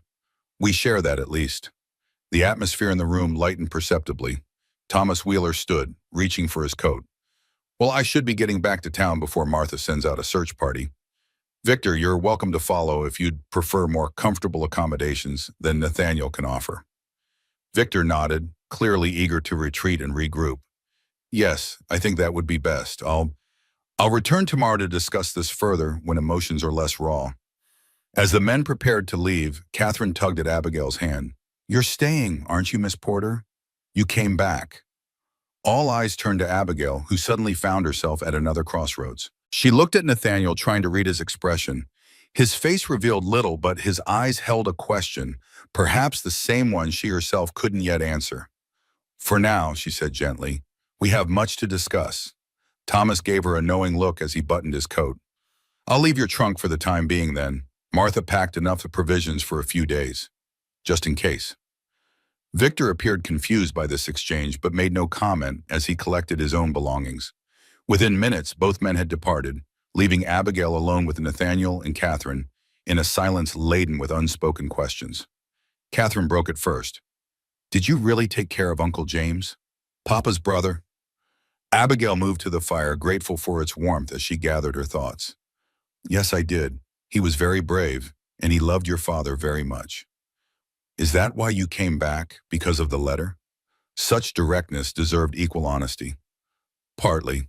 But I also came back because of your letter, Catherine. And because, she hesitated, then continued, because I found myself missing this place, missing both of you. Catherine's face lit up. I knew it. I told Papa you'd come back. I could tell you belonged here. Nathaniel cleared his throat gently. Catherine, why don't you go to your room for a while? Miss Porter and I need to talk. The girl looked between them, clearly reluctant to miss any part of what promised to be an important conversation. But, Please, Katie, just for a little while. With obvious reluctance, Catherine retreated to her bedroom, though Abigail suspected she would be listening at the door. When they were alone, Nathaniel picked up James's letter again, reading it through a second time.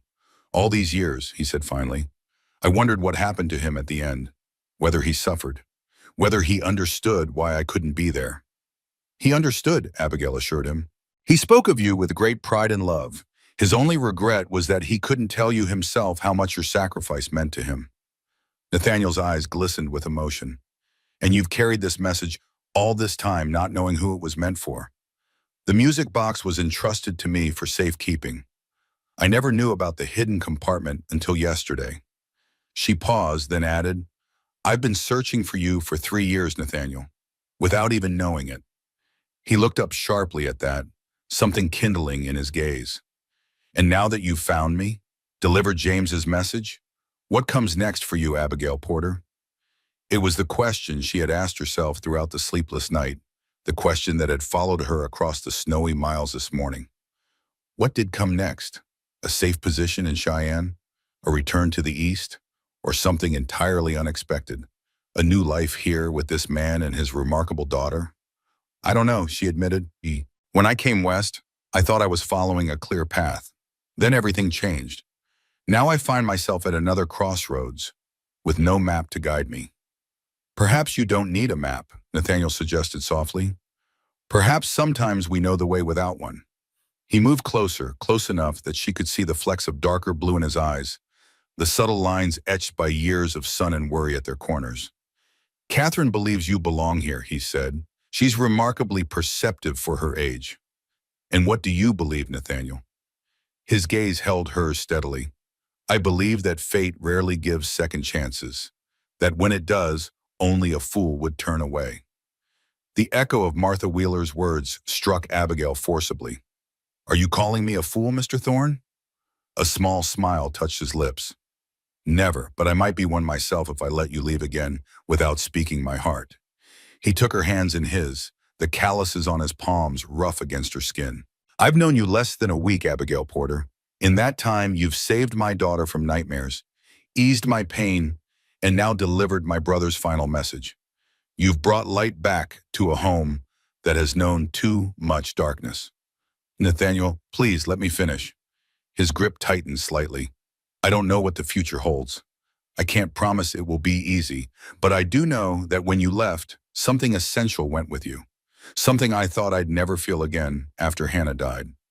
The vulnerability in his confession touched Abigail deeply.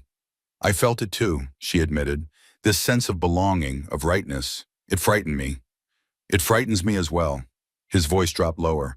But I'm tired of letting fear dictate my choices, tired of hiding behind duty and grief in the past. From Catherine's bedroom came a soft, familiar melody, the music box tune, hummed by a child who had adopted it as her own. The simple sound seemed to connect them all. Catherine, Nathaniel, Abigail, even James and Hannah, linked across time and space by this thread of music. I can't promise to be the perfect wife or mother, Abigail said quietly. I'm a nurse first. It's part of who I am. I'll need to use those skills to help others beyond just our family. Our family, Nathaniel repeated as if testing the words. Is that what you want, Abigail? To be part of this family, imperfect as it is? The question hung between them, pregnant with possibility. Abigail thought of all the paths that had led her here. The war's case, Emily's death, the hospital's closure, Catherine's deception, the blizzard that nearly killed her, the hidden letter in the music box. Coincidences upon coincidences, or something more deliberate. Yes, she said simply. I believe I do. Relief and joy transformed Nathaniel's face. Before he could respond, a small sound from the bedroom doorway drew their attention. Catherine stood there, eyes wide, hope written plainly across her features. Does this mean you're staying, Miss Porter? Forever? Abigail looked from the child to her father, feeling a certainty settle within her that had been absent for too long. If your father asks me properly, and if you're willing to share him with me. Ask her, Papa, Catherine urged, practically bouncing with excitement. Ask her right now, Nathaniel laughed, a free, unguarded sound that Abigail realized she had never heard from him before. Is that how it's done? No courtship, no proper waiting period? We've waited long enough, Abigail said softly. All of us. Understanding dawned in his eyes. He kept her hands in his as he lowered himself to one knee, his gaze never leaving her face. Abigail Porter, will you marry me? Will you join our family? Not as the bride Catherine ordered by mail, but as the woman I've come to admire and care for. Will you help me raise my daughter, build a life in this wilderness, and perhaps find joy again after so much sorrow? The question was everything she hadn't known she was waiting for. Simple, honest, without pretense or calculation.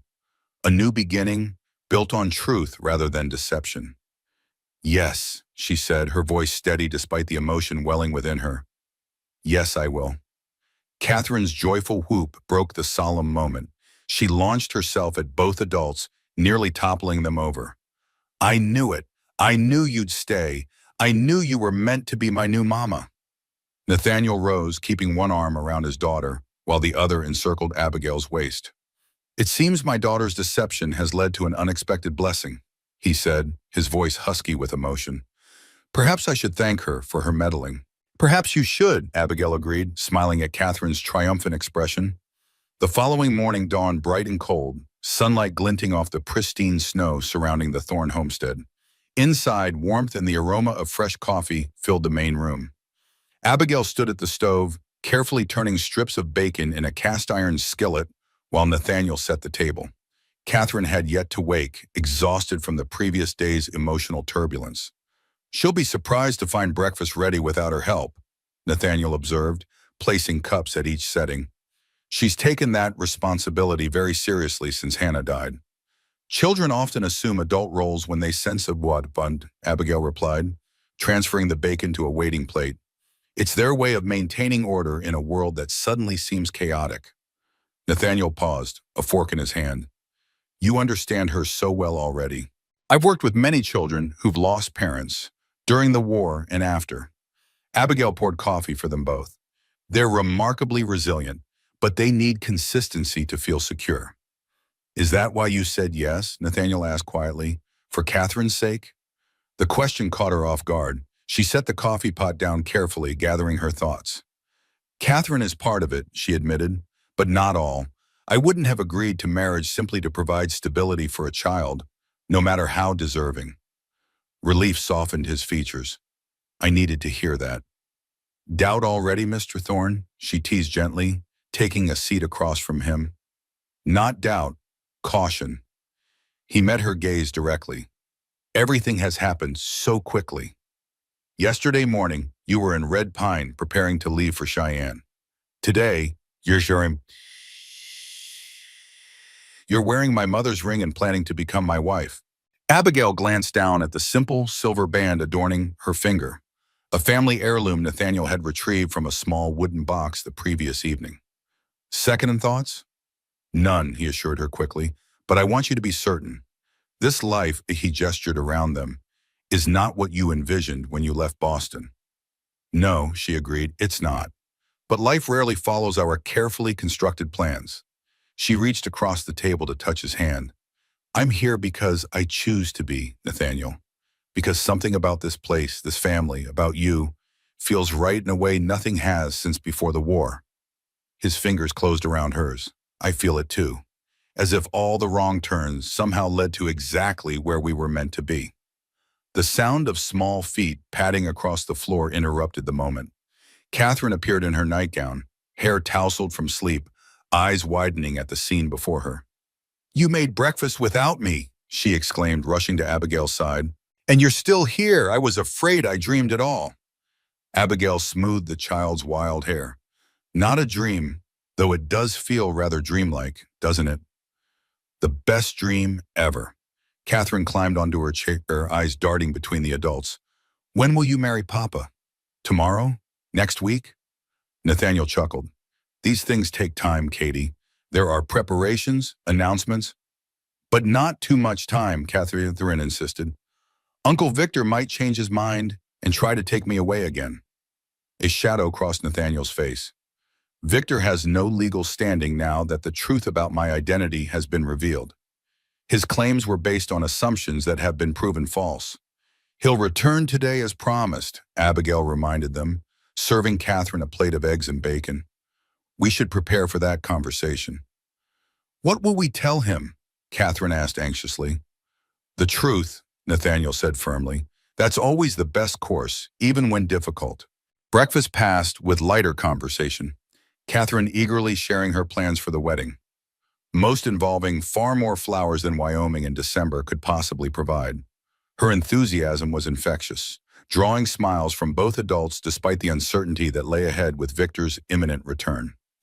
After the meal, Nathaniel retreated to his workshop to complete an order of chairs for the church, and while Abigail helped Catherine with her arithmetic lessons, the domestic rhythm felt natural, as if Abigail had been part of this household far longer than a mere few days.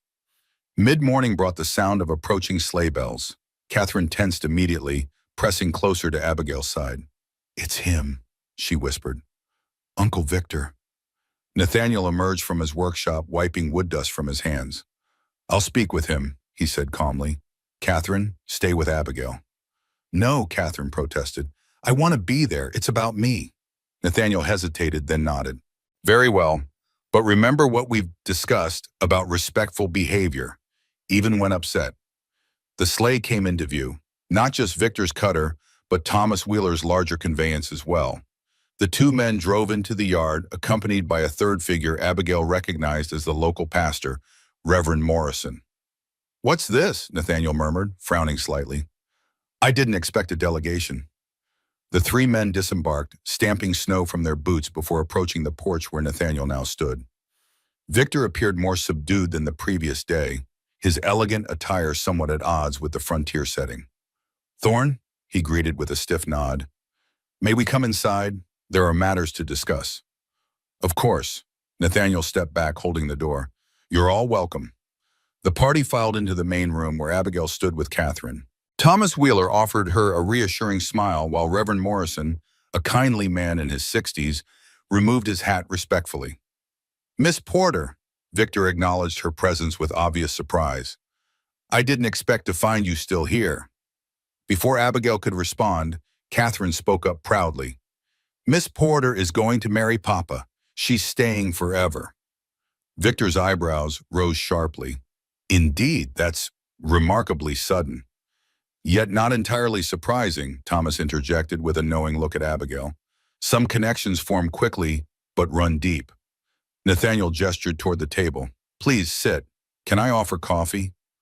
Once everyone was settled with steaming cups, an awkward silence descended. Finally, Victor cleared his throat. "I've given considerable thought to yesterday's revelations," he began formally. "After consulting with Reverend Morrison and Mr. Wheeler, I've reached a decision regarding Catherine's future." Nathaniel's hand found Abigail's beneath the table, his grip firm but trembling slightly. "And what have you decided?" Victor set his cup down deliberately. "I withdraw my petition for guardianship." The simple statement sent a wave of relief through the room. Catherine exhaled audibly while Nathaniel's posture relaxed marginally. "Thank you, Victor," he said quietly. "That means more than I can express." "Don't misunderstand," Victor cautioned. "I still have concerns about Catherine's upbringing in such isolation. But," he glanced at Thomas and the Reverend, "I've been persuaded that separating her from her father would cause more harm than good." "A wise conclusion," Abigail commented, earning a sharp glance from Victor. "As for your announcement," he continued, looking between Nathaniel and Abigail, "I must say it seems precipitous. You've known each other how long? A week?" "Sometimes a week is sufficient," Reverend Morrison said mildly, speaking for the first time. "I knew my Margaret was the one after our first church social." Victor waved this aside. "Different times, different circumstances." "Miss Porter, I must ask if you've fully considered what you're undertaking. Not just marriage to a virtual stranger, but life in this wilderness. Raising a child not your own." His presumption rankled, but Abigail kept her tone measured. "I appreciate your concern, Mr. Hayward, but I'm hardly rushing into this blindly. I served as a nurse during the war, witnessing humanity at its worst and best. I've made difficult decisions before and lived with their consequences." Besides, Thomas added with a twinkle in his eye, if she could survive a Wyoming blizzard alone, I'd wager she can handle whatever else comes her way. A smile tugged at Nathaniel's lips, though he quickly suppressed it. Victor, I understand your skepticism. If our positions were reversed, I might share it, but I ask you to trust that this decision wasn't made lightly by either of us. Victor studied them both, his expression softening incrementally. Hannah would have liked you, Miss Porter. She valued directness and courage. High praise, Abigail acknowledged. I wish I could have known her. She'd be pleased to see Catherine so attached to you. He sighed deeply. Very well. I'll not oppose this union, unexpected as it is, but I do have one condition. Nathaniel tensed again. Which is? That Catherine be permitted extended visits to Boston. Not now, but perhaps in a year or two. She should know her mother's family, her heritage. That seems reasonable, Nathaniel conceded, looking to Abigail for confirmation. She nodded her agreement. Excellent. Victor produced a document from his coat. I've prepared a formal withdrawal of my guardianship petition. Reverend Morrison has agreed to witness it. As Victor signed with a flourish, Catherine slipped from her chair to stand between Nathaniel and Abigail, a physical manifestation of the family they were becoming. The child's relief was palpable, her small body finally relaxing after days of tension. There's one more matter, Thomas Wheeler said when the document was complete. Reverend Morrison didn't come just to witness papers. He thought you might want to discuss wedding arrangements. Reverend Morrison smiled kindly. Indeed, I understand congratulations are in order. Victor stood abruptly. I believe my business here is concluded. If you'll excuse me, I'll await you in the sleigh, Thomas. After he had departed, an awkward silence fell, broken by Catherine's eager voice. Can you marry them today, Reverend? Right now? The elderly pastor chuckled. While I appreciate your enthusiasm, young lady, marriages generally require some preparation. Banns to be read, arrangements to be made. But we don't want to wait, Catherine insisted. What if something happens? Catherine, Nathaniel admonished gently, the Reverend is right. These things shouldn't be rushed. Abigail, however, found herself considering Catherine's anxious expression. The child had already lost one mother. Her fear of losing a potential second was understandable. And in truth, what benefit would come from delay? Their circumstances were unusual by any standard. Reverend Morrison, she said thoughtfully, how much preparation is strictly necessary? Legally speaking? The pastor blinked in surprise. Well, technically, only the couple's consent, 2 witnesses and my blessing. But traditionally, we've hardly been traditional thus far, Abigail pointed out with a small smile. And while I have no wish to seem impulsive, I see little advantage in waiting. Nathaniel looked at her in astonishment. Abigail, are you suggesting that we marry sooner rather than later? Yes, I believe I am. She turned to face him fully. Unless you prefer a longer engagement? For a moment, he seemed speechless. Then a slow smile spread across his face, transforming his features. No, he said simply. I see no reason to wait. Catherine could barely contain her excitement. Today? Can it be today? Reverend Morrison stroked his beard thoughtfully. Most unusual, though in frontier conditions, adaptations are sometimes necessary. He glanced at Thomas, who nodded encouragement. Very well. I could return this afternoon with Mrs. Morrison. She'd never forgive me if I performed a wedding without her presence. That would be perfect, Abigail said, surprising herself with the certainty she felt. Thank you, Reverend. After the men departed, Thomas to return Victor to town, Reverend Morrison to fetch his wife, the 3 remaining occupants of the house looked at each other in shared amazement. Did we just arrange a wedding for today? Nathaniel asked, sounding slightly dazed. We did indeed, Abigail confirmed. Having second thoughts, Mr. Thorne? His expression sobered. None, but I worry you might feel pressured by Catherine's anxiety or Victor's presence. I've never been one to make decisions based on external pressures, Abigail assured him. My mind is my own, as are my choices. Catherine tugged at Abigail's skirt. Do you have a pretty dress? Mama wore blue when she married Papa. I saw the picture. The practical question grounded the moment, shifting focus from the momentous decision to its tangible details. I have a green dress with some lace at the collar, Abigail replied. It's the nicest one I brought west. We should decorate, Catherine declared, with pine boughs and ribbons. As the child raced off to plan their impromptu wedding, Nathaniel took Abigail's hands in his. Are you certain, Abigail? Truly certain. She met his gaze steadily. I am. It may seem hasty to others, but I feel more confidence in this decision than in many I've made after months of deliberation. As do I. He raised her hands to his lips, pressing a gentle kiss to her knuckles. I never expected to find happiness again after Hannah. Never thought I'd want to. Life has a way of surprising us, Abigail said softly. Just when we think our path is set, a blizzard comes and changes everything. The hours that followed passed in a flurry of preparation. Catherine proved herself an enthusiastic wedding planner, directing the arrangement of pine boughs over the mantel and insisting that Abigail's hair be adorned with a ribbon she'd been saving for a special occasion. Nathaniel disappeared briefly to his workshop, returning with a mysterious wrapped package that he refused to explain. By mid-afternoon, the small cabin had been transformed. Fresh pine scented the air, its deep green boughs adorning the mantel and table. Candles stood ready to be lit as dusk approached. The floor had been swept, the windows polished to sparkling. In her borrowed room, Abigail donned her best dress, a forest green wool with modest lace at the collar and cuffs, and arranged her hair in a simple but elegant style. Catherine burst in without knocking, her own hair freshly braided and her best dress carefully pressed. You look beautiful, she exclaimed, like a princess in my storybook. Abigail smiled at the child's enthusiasm. Thank you, Catherine. You look quite lovely yourself. Papa says I'm the flower girl, but we don't have flowers in winter, so I'm going to carry this. She proudly displayed a small bouquet of pine branches tied with a faded blue ribbon.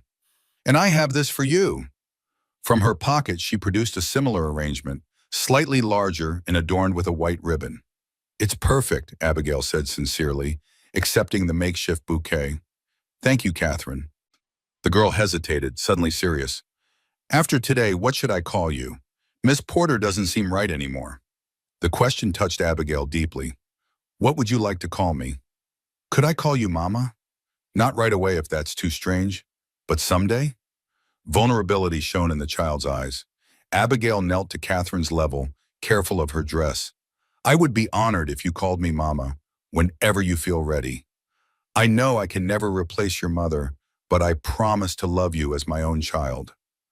Catherine flung her arms around Abigail's neck.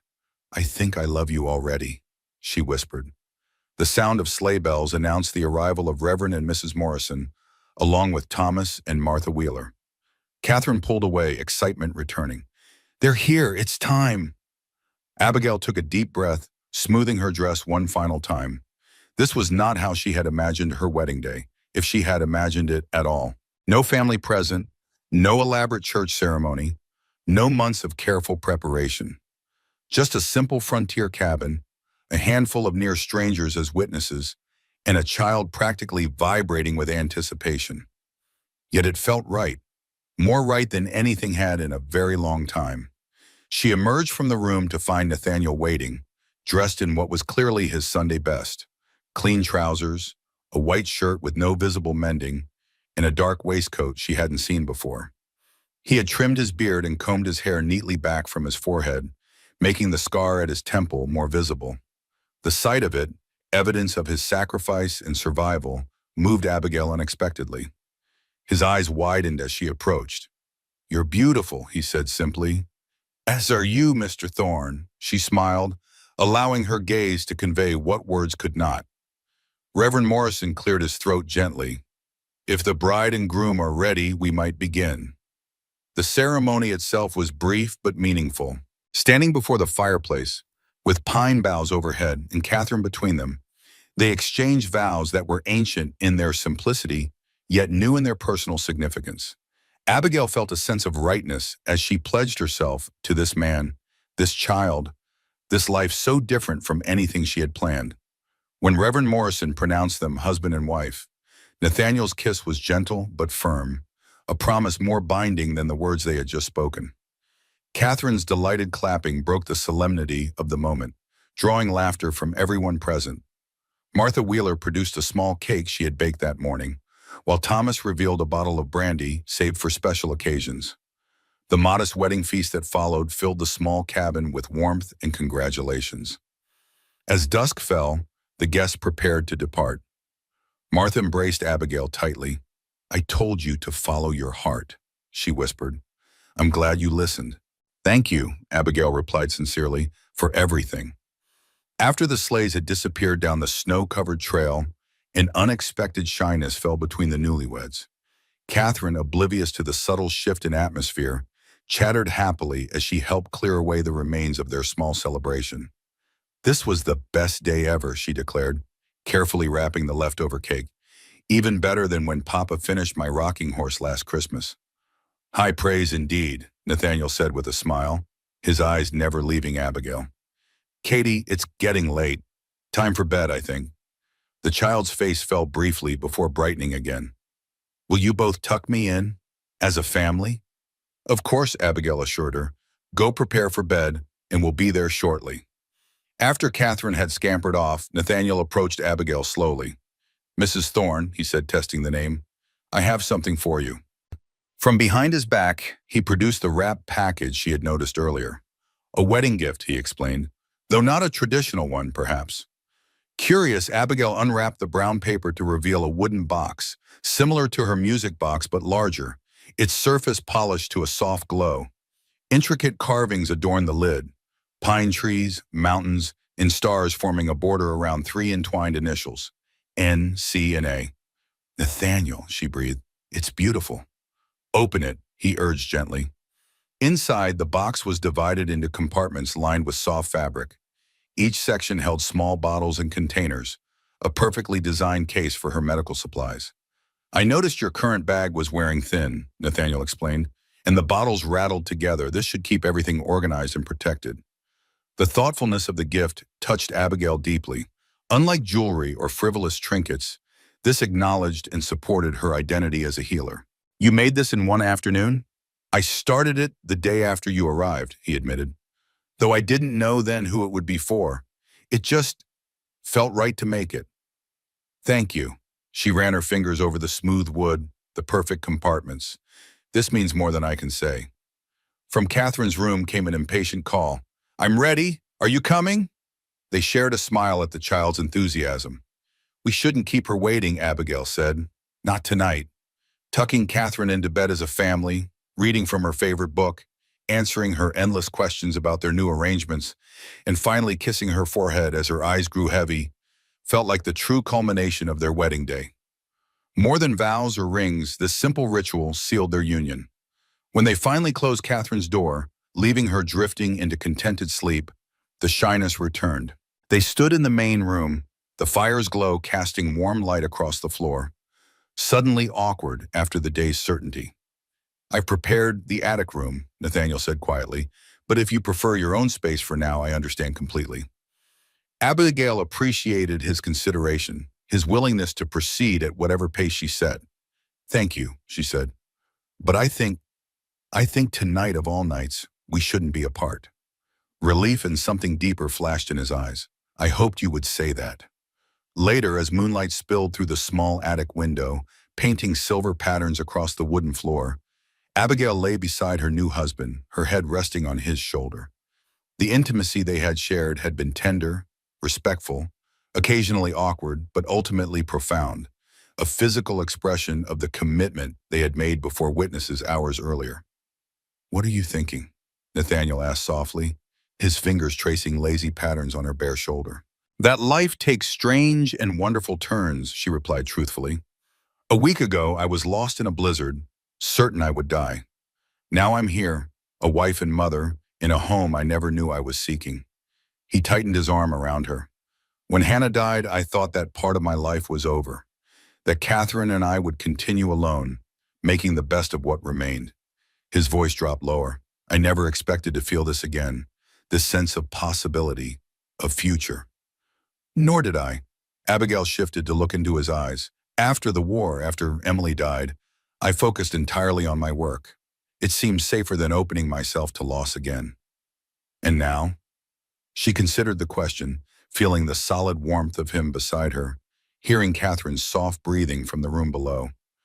Now, I think perhaps safety is overrated. That love, even with its risks, is worth embracing. His kiss was answer enough. Outside, snow began to fall again, soft flakes drifting past the window like scattered stars. Nature's blessing on the newly formed family, sleeping peacefully within.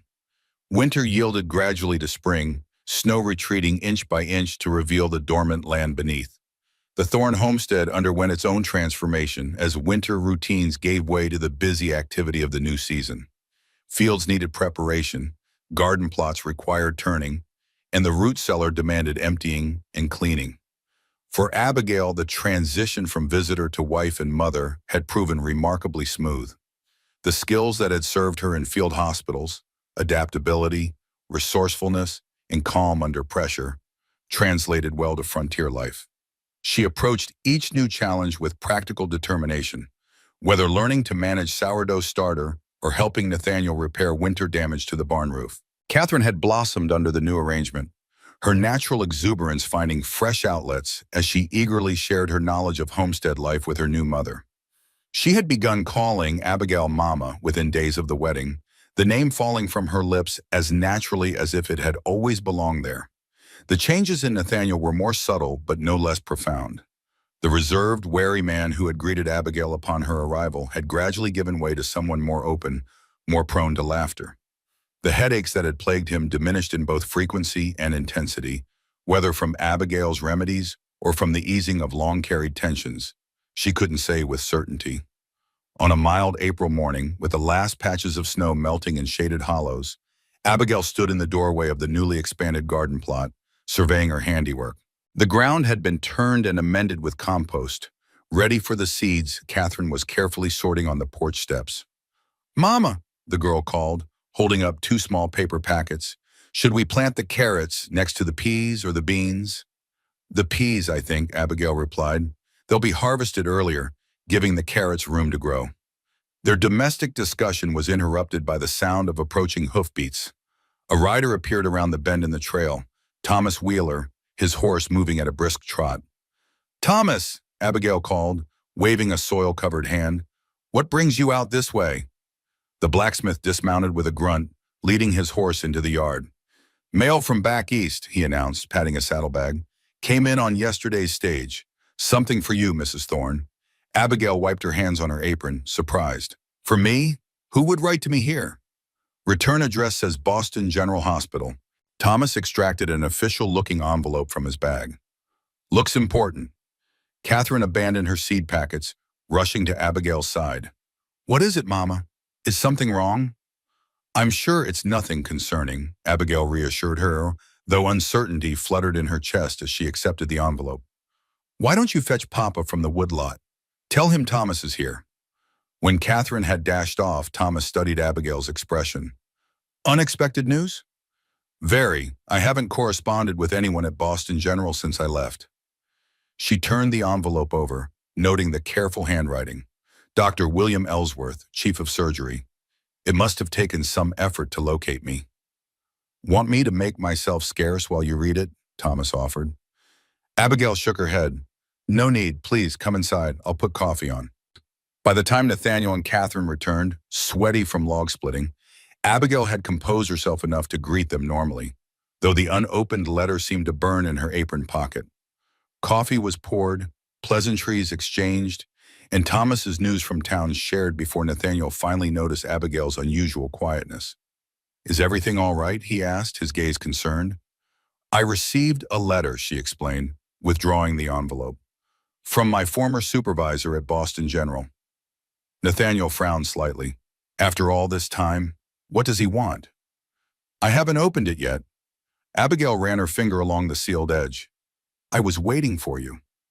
"Well, go on then," Thomas encouraged. "Must be important if they tracked you all the way to Wyoming." With a deep breath, Abigail broke the seal and unfolded the letter inside. The handwriting was familiar. Dr. Ellsworth's precise, economical script that she had deciphered on countless medical charts during her years at the hospital. March 12, 1879. "Dear Miss Porter, or Mrs. Thorne, as I understand you may now be, I hope this letter finds you well in your new surroundings. It took considerable effort to locate you, requiring inquiries through the Western Bride Society and eventually the postmaster in Red Pine, Wyoming territory. I write regarding a matter of some importance. Boston General Hospital is expanding its operations to include a new wing dedicated exclusively to women's and children's medicine. This development, long advocated by yourself and other forward-thinking members of our staff, has finally received funding from several prominent Boston families. The board of directors has instructed me to offer you the position of head nurse for this new department, with responsibilities including training of staff, development of procedures, and implementation of the modern nursing techniques you championed during your tenure here. I realize this offer comes after your departure under less than ideal circumstances. The reduction in staff that led to your dismissal is now universally regarded as short-sighted. The hospital is prepared to offer a substantial increase in salary and accommodations to secure your return. Please telegraph your response at your earliest convenience. If favorable, arrangements can be made for your journey east as soon as May. With highest regards, William Ellsworth, M.D., Chief of Surgery, Boston General Hospital. Abigail lowered the letter slowly, aware of 3 pairs of eyes watching her intently. Catherine was the first to break the silence. "What does it say, Mama? Are you going somewhere?" The anxiety in the child's voice pulled at Abigail's heart. "No, sweetheart. It's just a letter from my old hospital in Boston." "What do they want?" Nathaniel asked, his tone carefully neutral. Abigail handed him the letter, watching as he read it quickly, his expression growing more guarded with each line. When he finished, he passed it to Thomas without comment. "Well, I'll be," the blacksmith muttered as he scanned the contents. "That's quite an offer. Head nurse of a new department, and after they let you go too." Catherine looked between the adults, confusion evident. "I don't understand. What does it mean?" Abigail chose her words carefully. "It means the hospital where I used to work wants me to come back. They're building a new section for women and children, and they'd like me to help run it." "In Boston?" Catherine's voice rose in alarm. "But that's so far away." "Yes, it is." Abigail reached for the child's hand. "But don't worry, nothing has been decided." Nathaniel stood abruptly, his chair scraping against the wooden floor. "I need to finish that load of firewood. Thomas, care to lend a hand before you head back to town?" The sudden shift caught everyone by surprise. Thomas glanced from Nathaniel to Abigail, understanding dawning in his weathered face. "Sure thing. Could use the exercise after that ride." After the men had departed, Catherine crawled into Abigail's lap, something she rarely did anymore except at bedtime. "You won't go, will you?" she whispered. "You promised to stay forever." Abigail stroked the child's hair, conflicting emotions churning within her. "I did promise, and I meant it. This letter just surprised me." "Because you used to want that job very much," Catherine said, her perceptions startling Abigail once again. "Yes, before I came here, it would have been everything I wanted." She hugged Catherine closer. "But that was a different time, a different life." Yet even as she spoke the reassuring words, Abigail felt the undeniable pull of what the letter represented. Not just a job, but validation. Recognition of her skills and contributions. The opportunity to implement changes she had advocated for years, to improve medical care for countless women and children. It was the career she had trained for, fought for, sacrificed for. The purpose that had sustained her through war and loss and hardship. Could she truly dismiss it so easily? Catherine seemed to sense her inner turmoil. "It's all right if you want to think about it," she said with a maturity beyond her years. "Papa always says important decisions shouldn't be rushed." Abigail kissed the top of the child's head. "Your father is a very wise man." "He'll be sad if you go," Catherine continued, her voice small. "He smiles all the time now. Before, he only smiled sometimes." The simple observation pierced Abigail's heart. "I've noticed that too." They sat together in silence for a time, each lost in thought. Finally, Catherine slid from Abigail's lap. "I'm going to finish sorting the seeds. The carrots still need to be planted." Left alone, Abigail reread the letter, trying to separate her emotional response from practical considerations. The position offered was prestigious, the salary undoubtedly generous. It represented professional recognition she had long sought. Yet accepting would mean uprooting the life she had built here. A life that, despite its challenges and limitations, had brought her a happiness she hadn't known was possible. Could the family relocate to Boston? The thought seemed absurd on its face. Nathaniel's livelihood was tied to this land, this community. His carpentry skills would certainly find use in the city, but he would be just another craftsman there, not the respected artisan he was in Red Pine. And Catherine, could the free-spirited child who built snow forts and planted gardens adapt to the confined, structured life of a city girl? Outside, she could hear the rhythmic thunk of the axe as Nathaniel and Thomas split logs. The sound was so familiar now, part of the tapestry of daily life that had woven itself around her. Could she really leave this behind for hospital corridors and the cramped confines of Boston? When Thomas departed an hour later, he gave Abigail's hand a sympathetic squeeze. "Difficult choice," he murmured. "Martha always says the hardest decisions are between two goods, not between good and evil." "Wise words," Abigail agreed. "Please thank Martha for me when you return." "I will. And Abigail," he hesitated, then continued, "whatever you decide, know that you've brought light to this place. That matters." After he had gone, an awkward silence fell between Abigail and Nathaniel. He returned to his woodpile while she and Catherine planted the sorted seeds in neat rows. The usual easy conversation was notably absent, each family member wrapped in private thoughts. That evening, after Catherine had been tucked into bed, Nathaniel finally broached the subject as they sat before the fire. He whittling a small figure, she mending a torn shirt. "When will you reply to Dr. Ellsworth?" he asked, his knife pausing mid-stroke. Abigail set her sewing aside. "I haven't decided yet." "But you're considering it." "Not a question, but a statement. I feel I owe it that much, yes. It's not an offer that comes along every day." Nathaniel resumed his whittling, tiny curls of wood falling to the floor. "It's what you trained for, what you worked toward for years." "Yes," she studied his profile, shadowed in the firelight. "But that was before. For Catherine's letter brought you here." A small smile touched his lips despite the tension. "Before our unconventional courtship. Before I found a family I never expected," Abigail added softly. "Before I found you." He set the carving and knife aside, turning to face her fully. "I won't stand in your way, Abigail. If this is what you want, what you need, I won't hold you back." The quiet dignity in his voice moved her deeply. "Is that what you think I want? To leave?" "I think," he said carefully, "that you're a gifted healer whose talents are largely wasted here. A few neighbors with winter coughs, the occasional injury, and it's nothing compared to what you could accomplish at a major hospital." His assessment was painfully accurate. Though she had found ways to use her skills in Red Pine, treating everything from childbirth complications to mining injuries, the scope was limited. The impact she could have at Boston General would be exponentially greater. "And what about us?" she asked. "What about our family?" Nathaniel reached for her hand, his calloused palm rough against her skin. "We would miss you terribly. Catherine would be devastated, at least initially. But children adapt, and we would find a way to continue." "You speak as if I've already decided to go," Abigail said, withdrawing her hand, "as if you expect me to choose the hospital over our marriage." "No." His voice softened. "I speak as a man who loves you enough to acknowledge that you had a life, a purpose before we met. A man who doesn't want you to resent him someday for the opportunities you sacrificed."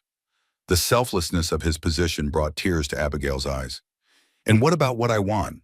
Have you considered that I might choose this life, choose you and Catherine, not out of obligation, but because it brings me joy?" "Does it? Truly?" The vulnerability in his question cracked something open inside her.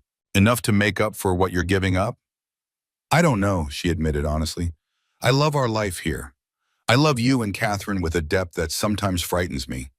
But the work I did before, healing, teaching, improving care for those who needed it most, that mattered too." Nathaniel nodded slowly. "Then you should consider the offer seriously. Take the time you need to decide.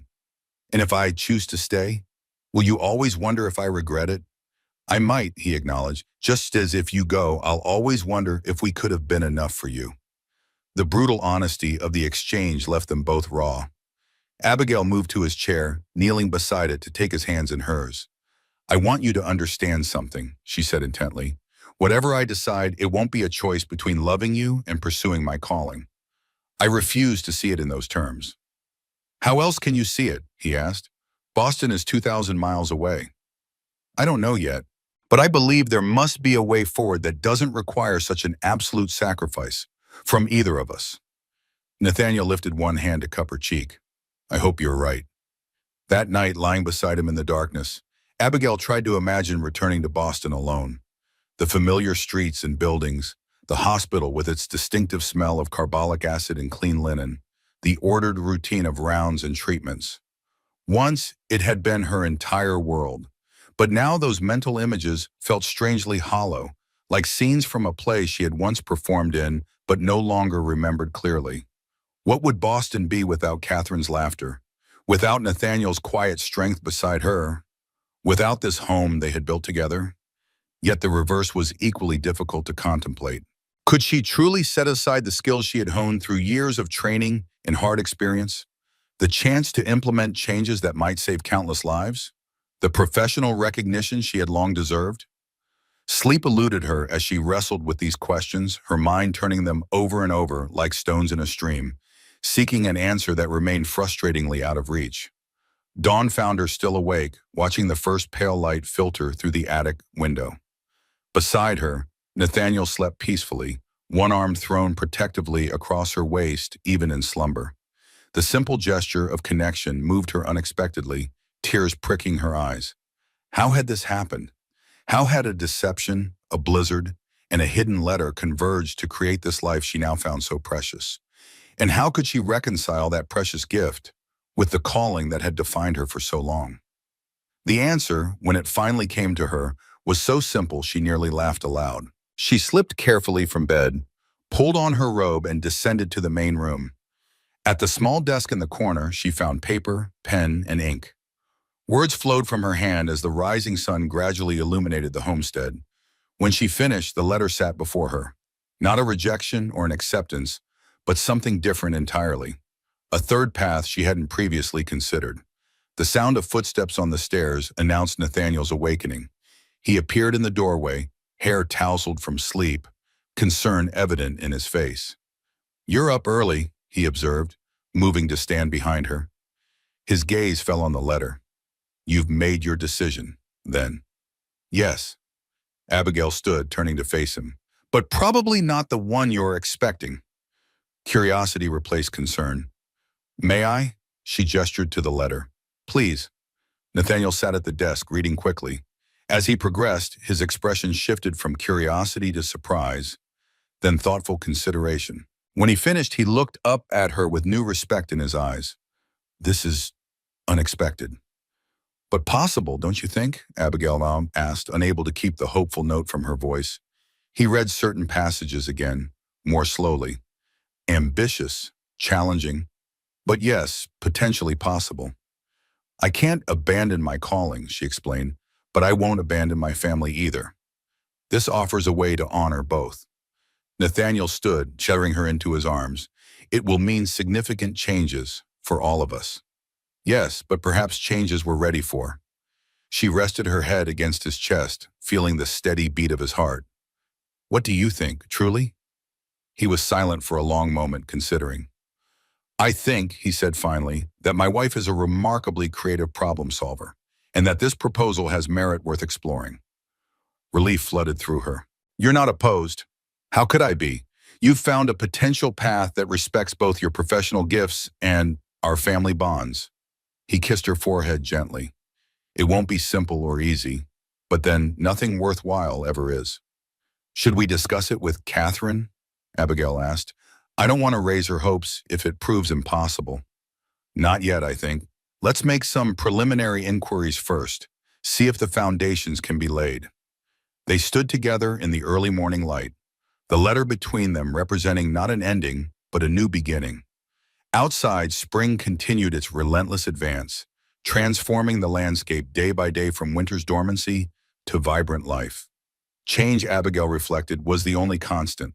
The wisdom lay in directing that change rather than simply submitting to it, in finding the courage to forge new paths when existing ones proved insufficient. Summer arrived with a riot of wildflowers across the Wyoming plains, and the sweet scent of pine resin in the warming air.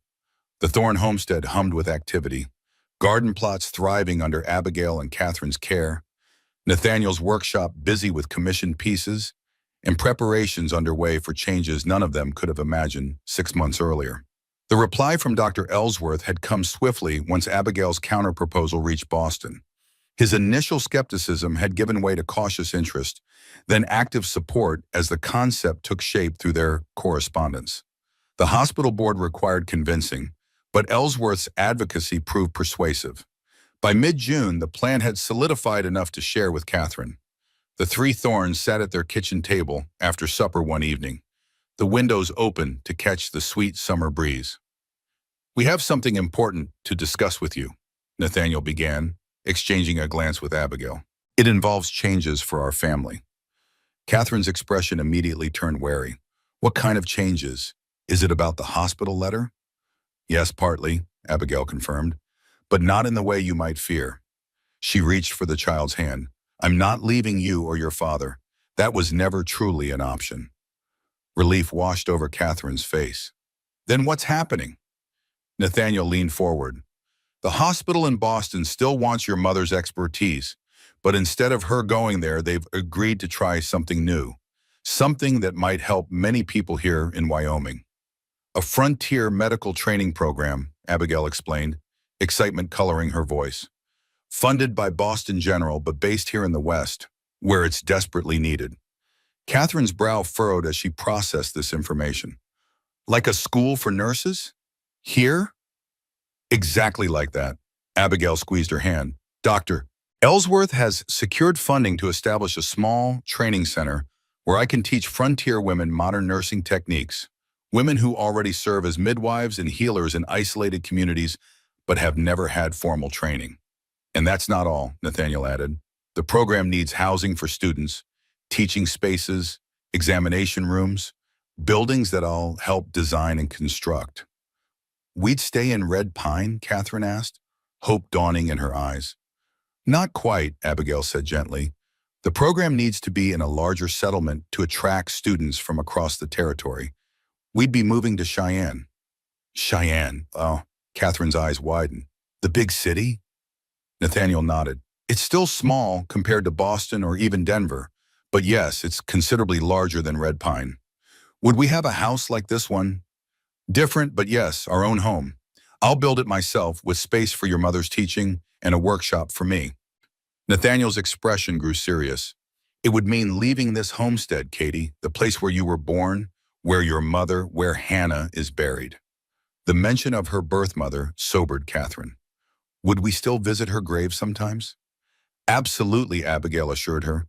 "It's only a day's journey. We could come for special occasions, to tend the flowers and remember her."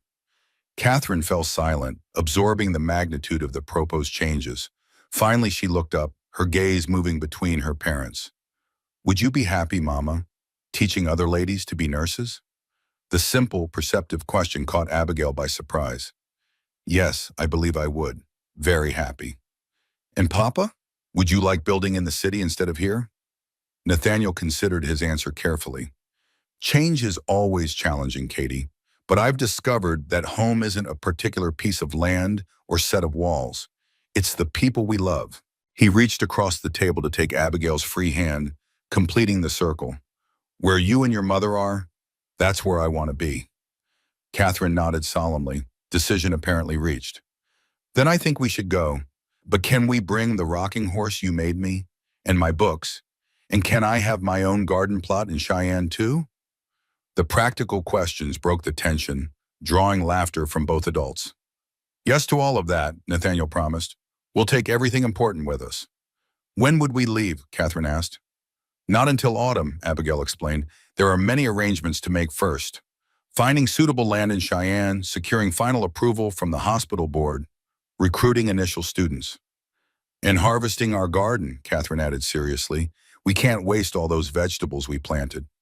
"Absolutely not," Abigail agreed, smiling at the child's priorities. "We'll preserve everything we can to take with us." And the conversation shifted to practical details, what their new home might look like. what Catherine's schooling would entail in Cheyenne, how the training program would function. The child's initial anxiety transformed gradually into excitement as the possibilities of their new life took shape in her imagination. Later, after Catherine had been tucked into bed with promises of further discussion tomorrow, Abigail and Nathaniel sat on the porch steps, watching fireflies dance against the deepening twilight. "She took it better than I expected," Nathaniel observed, his arm around Abigail's waist. "Children can be remarkably adaptable." "She trusts us," Abigail replied simply. "That makes all the difference. I worry about Hannah's grave," she admitted after a moment, "being so far away, unable to tend it regularly." Abigail rested her head against his shoulder. "We'll make arrangements with Thomas and Martha. They'll see it's properly cared for between our visits." "I know. It's just—" "She'll always be part of our family," Abigail assured him. "Distance doesn't change that." Nathaniel pressed a kiss to her hair. "Thank you for understanding." "Of course I understand. Hannah gave you Catherine. She's the foundation of the family I've joined, not a threat to it." They sat in comfortable silence for a time, each lost in private thoughts. The night air carried the scent of pine and earth, of growing things and possibilities. "I never imagined this path," Nathaniel said finally.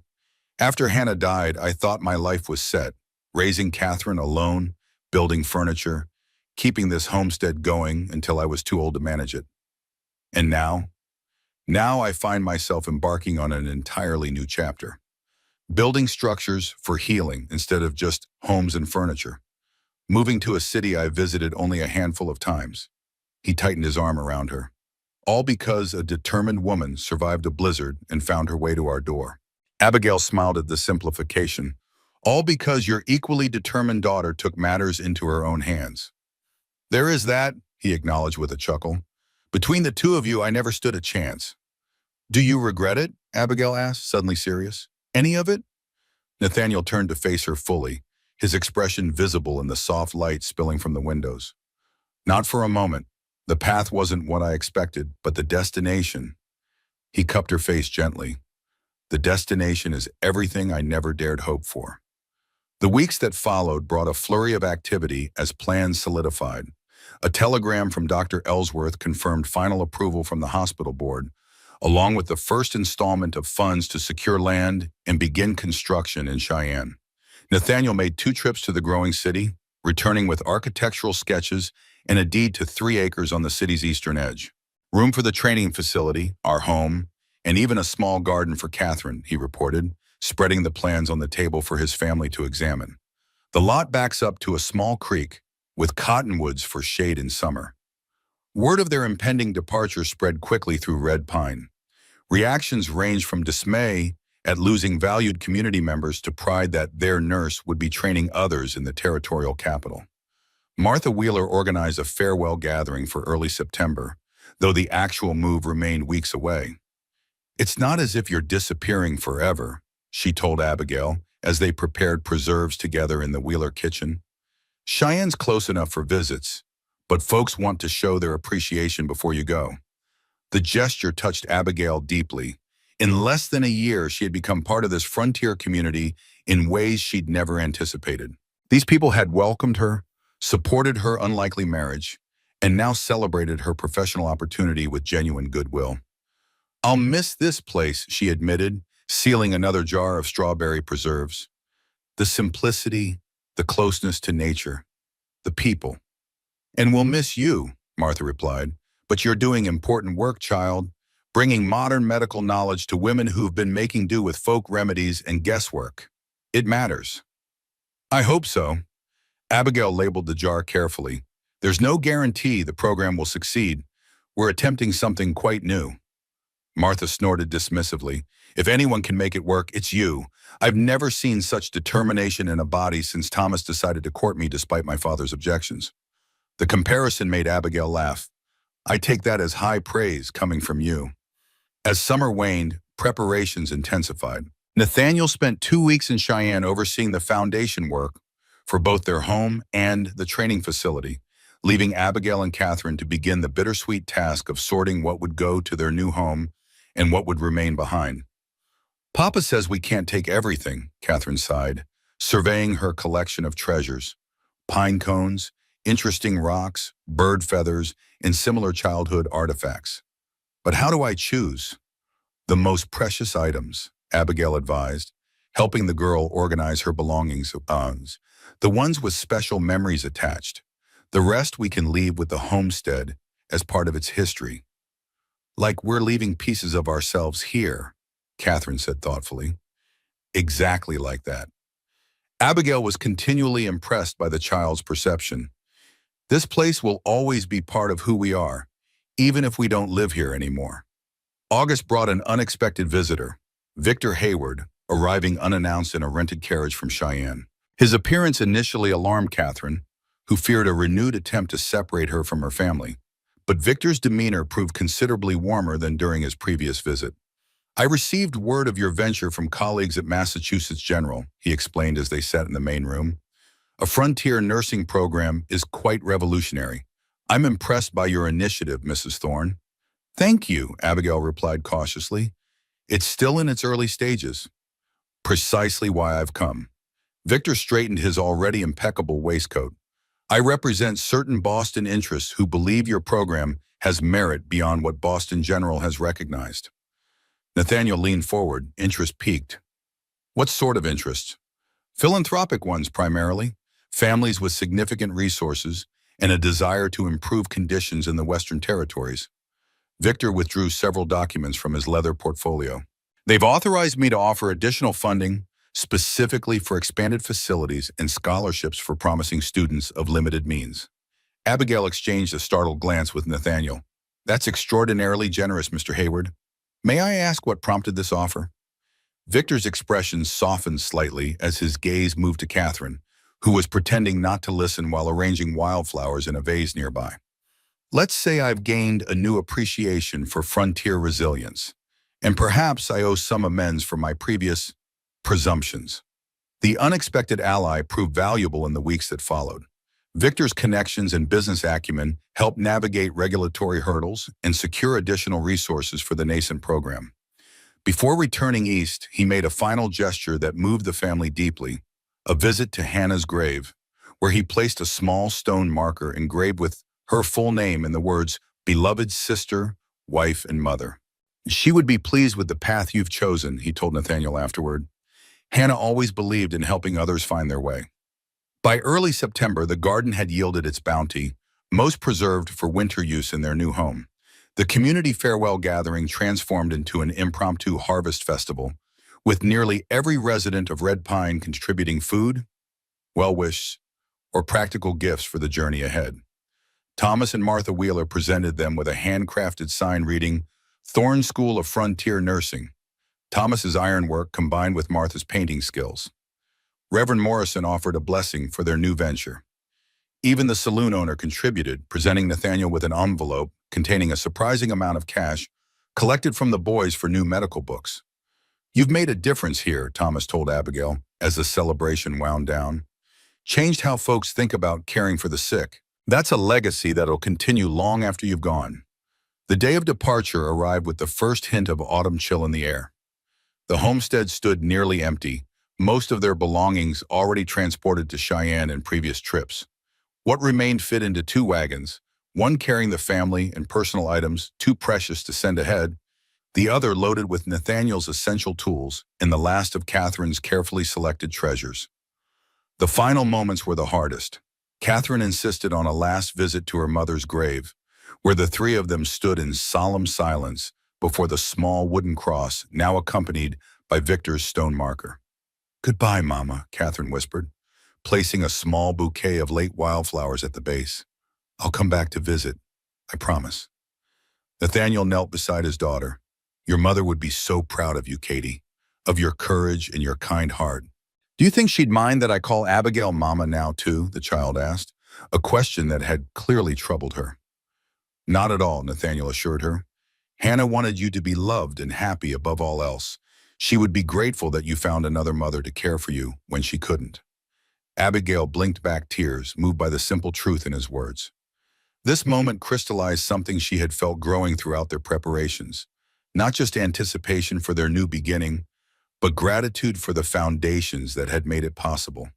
Hannah's love for her family, Catherine's brave deception, James's final letter, each strand woven together to create the tapestry of their present.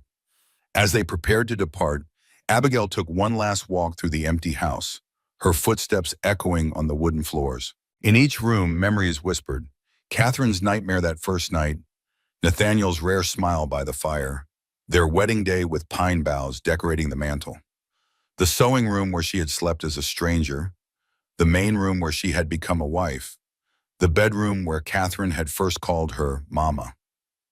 Outside, Nathaniel waited by the lead wagon, giving her this moment alone. When she finally emerged, he studied her face with quiet understanding. "Ready?" he asked simply. Abigail took a deep breath, taking in the homestead one final time. The slanting roof, the workshop where Nathaniel had crafted beauty from raw wood, the pine trees standing sentinel behind it all. "Yes," she said, surprised to find she meant it. "I'm ready."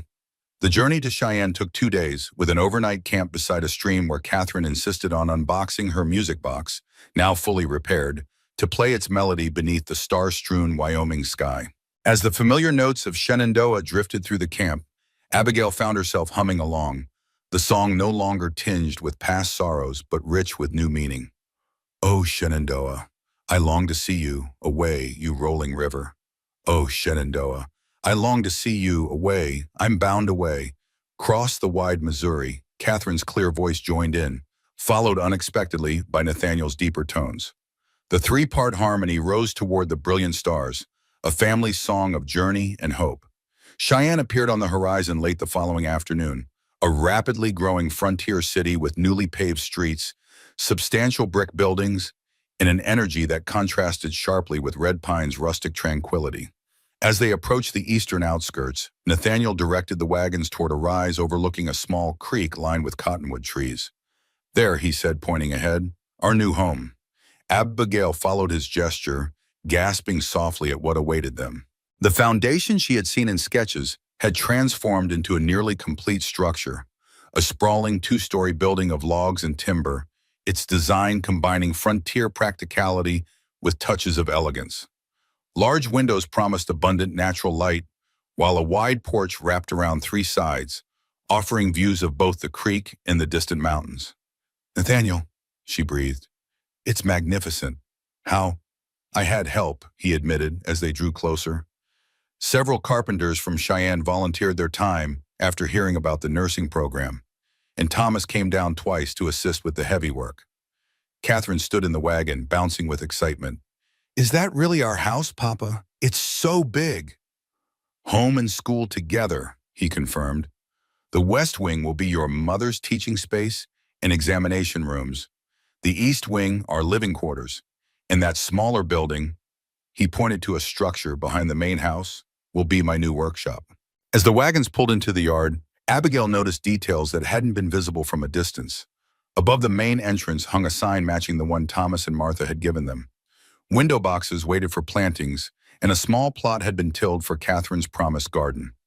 Most touching of all, flanking the front steps, stood two rocking chairs. Not new ones, but the same chairs from their homesteaded porch, where they had sat countless evenings watching sunsets over the pines. "You brought them," Abigail said softly. "Some things needed to come with us," Nathaniel replied, "reminders of where we began." As they unloaded essential items for their first night, Abigail felt a curious blend of emotions, the bittersweetness of leaving their first home tempered by excitement for what lay ahead. The building surrounding them represented not just shelter, but purpose, a place of healing and learning, a new chapter in all their lives. After a simple meal in their partially furnished kitchen, Nathaniel led them on a tour of the teaching spaces, classrooms with demonstration tables, examination rooms equipped with modern medical furniture shipped from Boston, and a small library awaiting the medical texts Dr. Ellsworth had promised. "The first students arrive in 3 weeks," Abigail noted, trailing her fingers along a smooth wooden counter. "We have much to prepare before then." "We'll be ready," Nathaniel assured her. "The community is eager to help." They ended the tour in what would be their family sitting room, currently containing only a few chairs and a small table where Catherine had already placed her treasured music box. Through the windows, they could see the creek glimmering in the last light of day, cottonwood leaves rustling in the gentle breeze. "What do you think, Katie?" Nathaniel asked as his daughter explored the space. Will this do for our new home? The child considered the question with appropriate seriousness. It's different, she said finally, but good different, I think.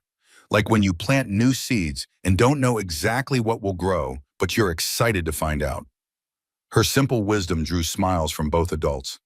That's exactly right, Abigail agreed, drawing the girl into a gentle embrace. We're planting new seeds here. In your garden plot, in this home, in the school, all of us together. As darkness fell, they lit lamps in the main room, their warm glow creating islands of light in the unfamiliar space. Tomorrow would bring the work of truly settling in, arranging furniture, unpacking crates, transforming this beautiful structure into a home. But tonight was for reflection, for acknowledging the journey that had brought them here. Catherine eventually dozed off in Nathaniel's lap, the excitement of the day catching up with her at last. He carried her to her new bedroom, returning to find Abigail standing by the window, gazing out at the star-filled sky. Having second thoughts? He asked softly. Coming to stand beside her, she shook her head. No, just marveling at how life unfolds in ways we never anticipate. When I built that homestead, I thought I was creating a permanent foundation for my family, Nathaniel reflected. I never imagined we'd leave it. The foundation wasn't the building, Abigail said, turning to face him. It was the love you created within it. That travels with us. He drew her into his arms, his expression contemplative. A year ago, I was a widower focused only on surviving each day for Catherine's sake. Now I find myself helping establish a frontier medical school with a wife who appeared at my door through my daughter's deception. Life does have a sense of humor, Abigail agreed, smiling. A year ago, I was a dismissed nurse boarding a train west to marry a stranger, carrying a music box with a hidden message I never knew existed. And now, she gestured around them at the home he had built, at the school they would create together. Now I'm exactly where I'm meant to be, with work that matters and a family I cherish. Nathaniel's kiss was tender, a promise renewed. Welcome home, Mrs. Thorne. Outside, the Wyoming wind sang softly through the cottonwoods, a different melody than the pines of their homestead, but beautiful in its own right. Inside, the small family slept peacefully, anchored by bonds forged through wasui, deception, sacrifice, and ultimately love. Proof that even the most unexpected beginnings can lead to the truest of homes. In her dreams, Abigail heard Catherine's voice singing the old river song, no longer a lament, but a celebration. A song of journeys completed and journeys just beginning. A melody that had guided her through blizzard and uncertainty to the family she had never known she sought. Catherine's song, their song, home.